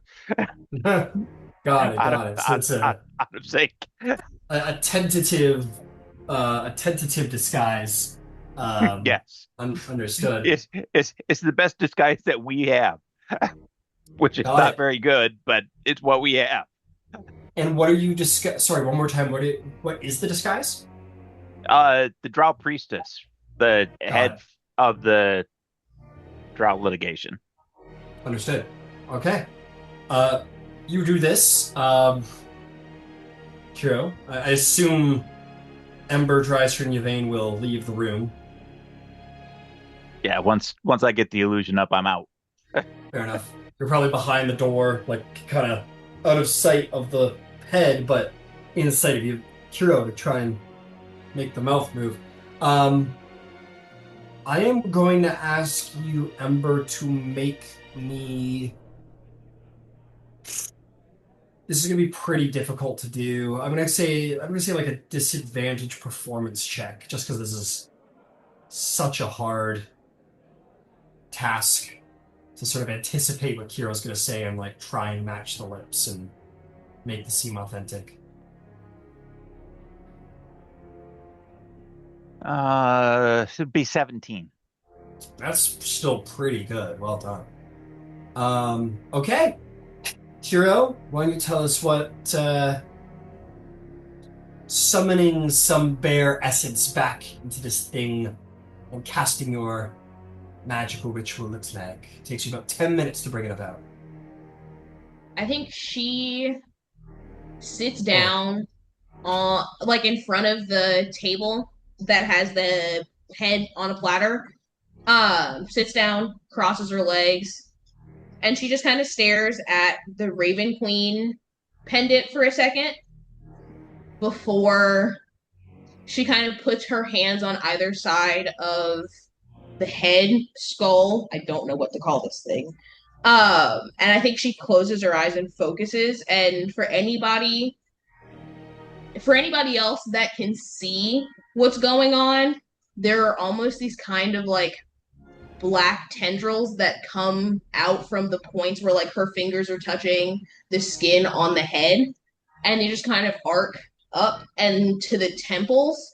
And I just think she kind of sits there thinking about her own death weirdly and thinking about how it felt to try to connect with this thing because that's the only thing she can think of.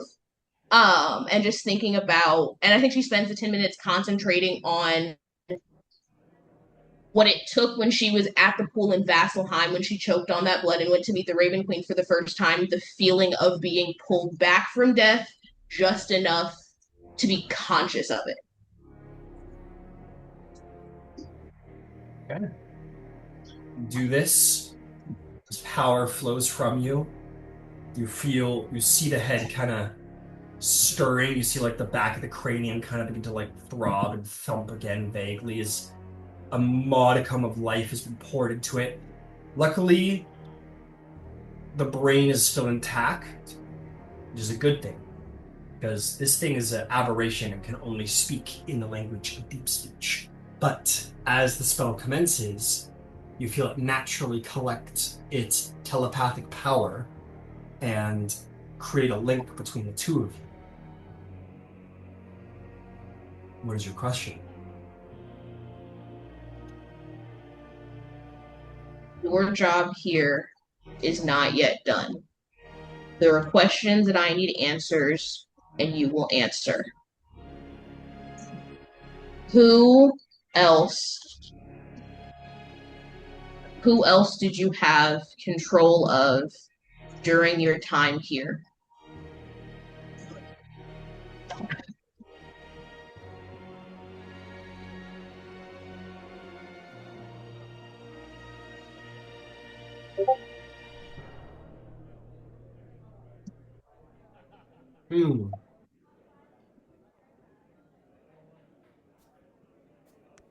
What's he gonna say?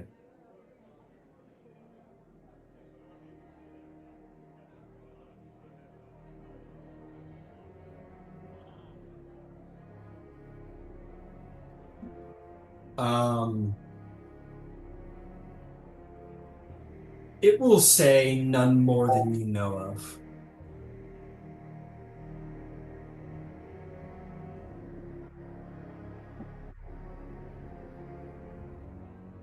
How much fear and paranoia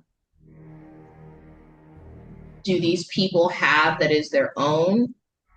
And how much did you put there to push them closer to their God?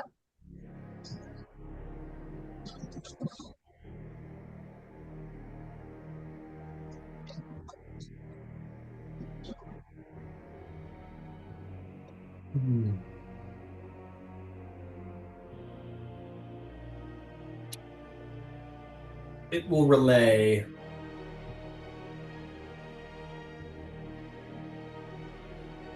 the witness below to not require our, or better yet, says,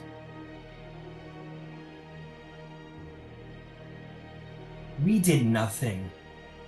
Vox Machina had already laid the groundwork for this god. They needed no manipulation.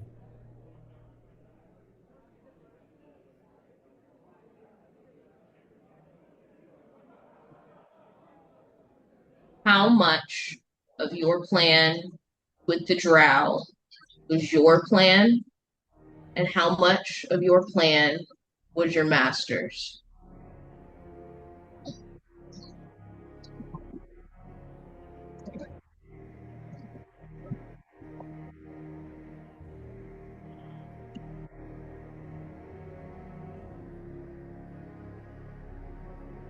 The master, much like your Spider Queen, has its tendrils all through the stoning that the crawling king would claim as his own. We are many. We are legion. And it is our world by right.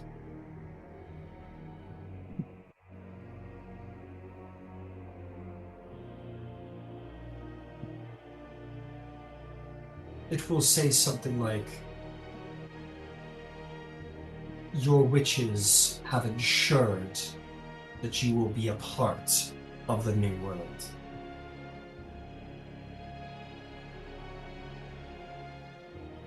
Are there any more like you in Emberhold?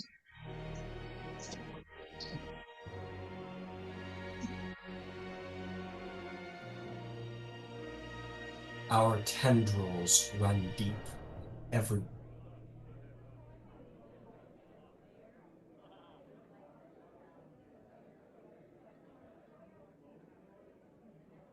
Believe you have one more. Yeah.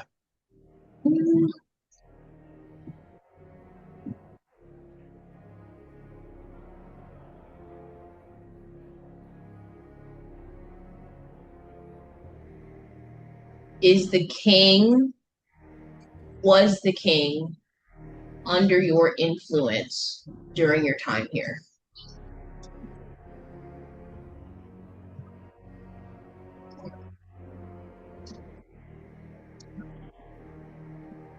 You know That is not true. And nor is it necessary. The king is well within our domain. It's already been won.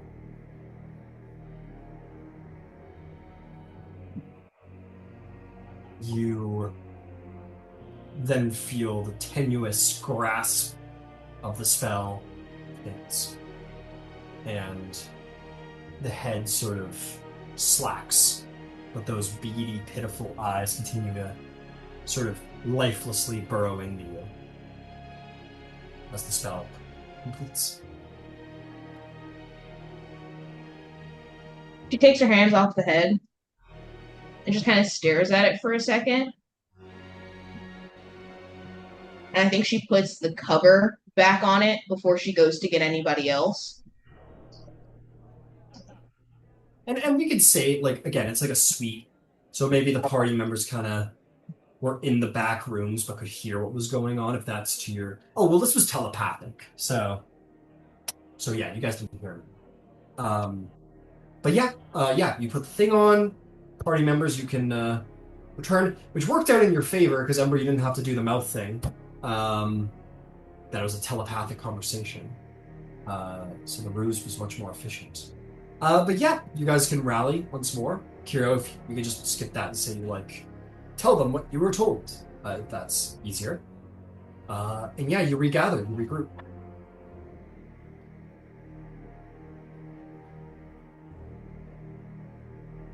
Good news is, they're as bad as we thought. Bad news is, they are so much worse.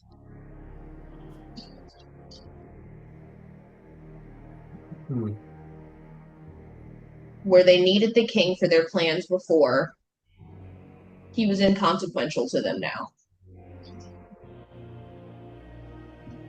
And that is scarier to me.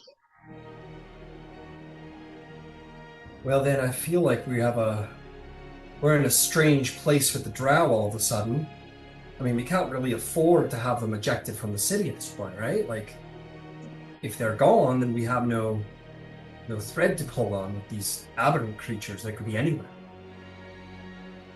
Right? Disguised or what have you? I mean, I don't know much about them, but... No, I agree. Well, we'll have to look into that. I'm sure the king is going to be on even a harder lookout for aberrations now that this one's been revealed, which is good.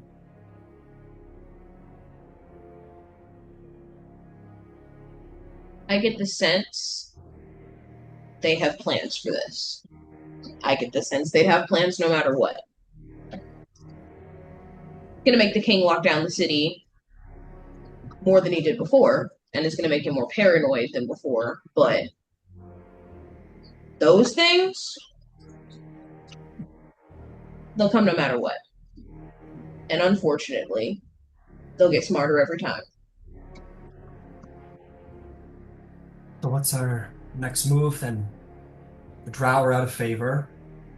Our position here is secure for the moment. Dangrul isn't fully in our trust. If he doesn't call that army back, he is at a disadvantage should the mind flayers decide to accelerate whatever they had in mind. You've spoken with him twice now, Catherine. What does he need? She thinks, he says, he's like you all said. He wants what's best for our people. He's not some, I don't know, storybook villain usurper of a throne. He was a warrior who was thrown into a position to save a bleeding city, and then cult came along and offered a possibility of safety, and he's had to take it. There was no other choice. What was he supposed to do? And so he resents deeply the surface people. He calls it a tyranny. He believes wholeheartedly that your world is a world of tyrants and evil. I'm going to suggest the following, and you can do with it as you like. The first question to ask him is, why did the high priest and the crawling king not warn him that the Ithalid was here? Why were they on positive and good terms? I And it's gave the crystals to the general that prove that they were in communication. I could ask him to pass it on to the king. I worry that that might be the last straw with the drow, though, if we think we still need them. well, we've already established that there was a degree of control. And that can be enhanced by asking the king what he knows about the reason that the surfacer was kidnapped before Vox Machina showed up.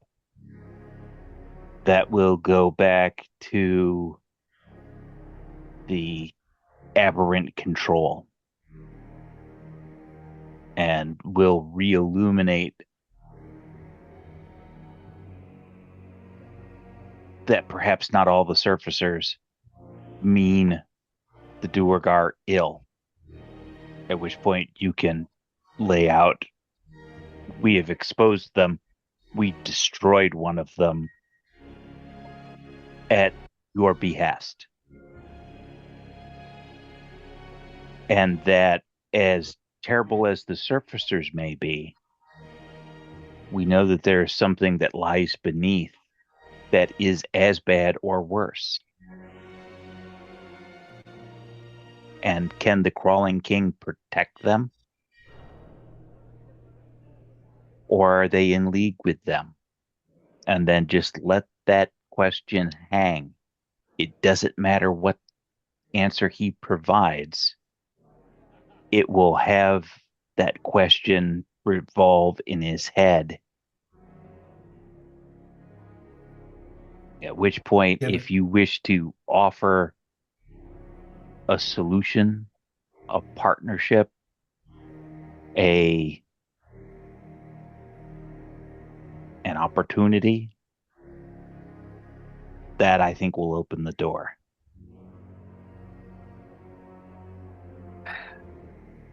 The aberrations are certainly a problem, but I mean, it's the surface. It's all of you. It's not even close as to who the priority is here. Fear. He basically said to my face, his great fears is that I will destroy everything he built.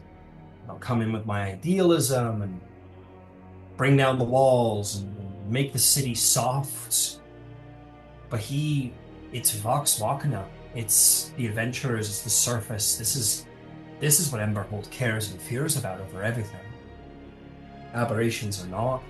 And who brought them here? Hey, you can explain it to me. I'm just telling you. You said I sat in the room with him. I talked to him, and everyone I've talked to. I understand. These things, pointing at the table, operate plan within plan. If they have this fear of the surface world, and it ties back to Vox Machina showing up here and causing actual real harm. The question is, why did they show up here? We know the answer to that. They came for a member of their group who had been kidnapped by the Duergar at the behest of aberrations, at the behest of the mind flayers. The mind flayers put all of that in motion, knowing what the outcome would be. It's a thread I can pull on. I could try and pull on that. And you can offer legitimate proof that not all surfacers behave like that. Because your surfacers flew this thing to make Emberhold safer. It's certainly a step in the right direction. But it's just this fear that they have, this hatred that they have. It's not going to end overnight, not over one aberration. I understand that, and you can understand that. But perhaps all we need is the door to be open a crack. And that's the olive branch that you extend to the king, is that we need to prepare. And by we, I mean the Duergar people need to prepare, because this thing issued a threat that we are going to come and we're going to take control of Emberhold. A threat that a surfacer claims that was made, though. They have a high priest. In theory, they could ask the same questions that we asked. It's true. It's true. Well, again, Or they could ask for divine wisdom, augury, divination. We could, but the Crawling King wants Emberhold pointed at the surface. Why would they unite Emberhold to turn their attention downward? Doesn't serve their purposes. Why indeed would they refuse? Perhaps an opportunity to do the right thing refused. Maybe if you're paranoid and afraid, maybe the only chink that's necessary to push them further out the door. I'll pull on that thread. I'll see if we can't jostle them this way and that. But I still think that we should commit energy to trying to dismantle the cult of the Crawling King's influence on Emberhold. If we can find evidence that they are not holding Duergar interests up to bat and trying to do ill to them, because I'll tell you what, I can't take the throne with them in power and them fully acknowledged and loved by the people. Princess, I agree with you completely. I don't know how to approach this though. I don't know how to. You are 100% right. I'm just not sure how to go about it in this particular case. I don't know if Fair anyone enough. else has. We'll take some time. We'll think about it. I'll I'll try and steer things that way with the king if I ever speak to him. But we'll work on it. Yeah. Maybe try taking another swing at the temple, because, I mean, if they've got secrets they don't want anybody looking, they've got it stored inside that place. If you guys have tricks, have ways of sneaking in, you've done it once before, perhaps again. Not into the temple, but with the drow, right? And perhaps, Yvain, if you really wish to redemption these folks, meaning the drow enclave,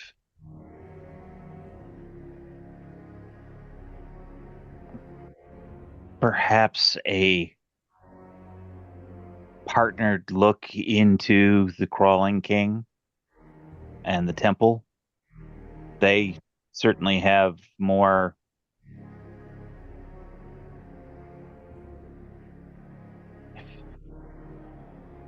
I agree.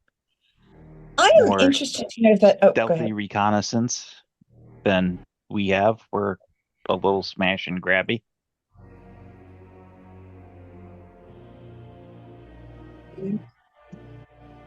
I think that's valid. Certainly in a place where they'd be open to negotiation. Indeed. Particularly if we can pull out evidence.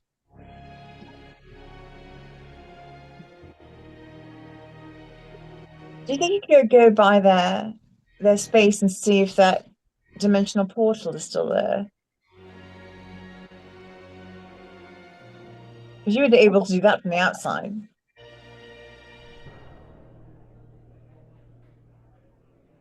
I can look.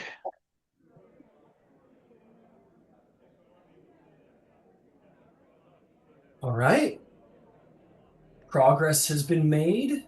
The drow are on a very tenuously thin rope to be able to actually remain in Emberhold with any sort of, well, at all. But they're fallen out of favor at court. Dangrul's trust is not quite there, but tenuous. It needs a push in the right direction. Ketwin's legitimacy is currently at an all-time high, and even if Thangrul wanted to, he really couldn't get rid of her without looking weak and scared. But the Crawling King's hold on Emberhold remains strong, ironclad, and perhaps needs to be jostled some. You guys have achieved much. You have achieved plenty this session, absolutely. And the time is approaching where the final threads must be pulled, and the final moves must be made, and then a final decision as to the fate of Emberhold, what the plan is. I'll put this forth. You guys did this in like the morning. You guys like visited the temple, came back, and dealt with all of this. So it's been like 3 hours since you woke up. I will say Kevin will receive a message. She'll tell you of it. And essentially, it is information stating that a court debate is being called for by Thangrul for the various leaders of Emberhold and Ketwin herself to be brought forth. And Ketwin believes that this is like a major political play where people might tip their hands, reveal themselves, strengthen their positions. This might be an exceptional way to get ahead, but also an exceptional way for certain people like the drow, who have a tenuous hold here, to regain lost collect. That will be happening tomorrow. So she thinks we gotta get stuff done today. And then tomorrow we'll attend this debate, see how it goes. That is where we'll end the session. This is another major political event coming up, perhaps the major political event coming up. But you guys still have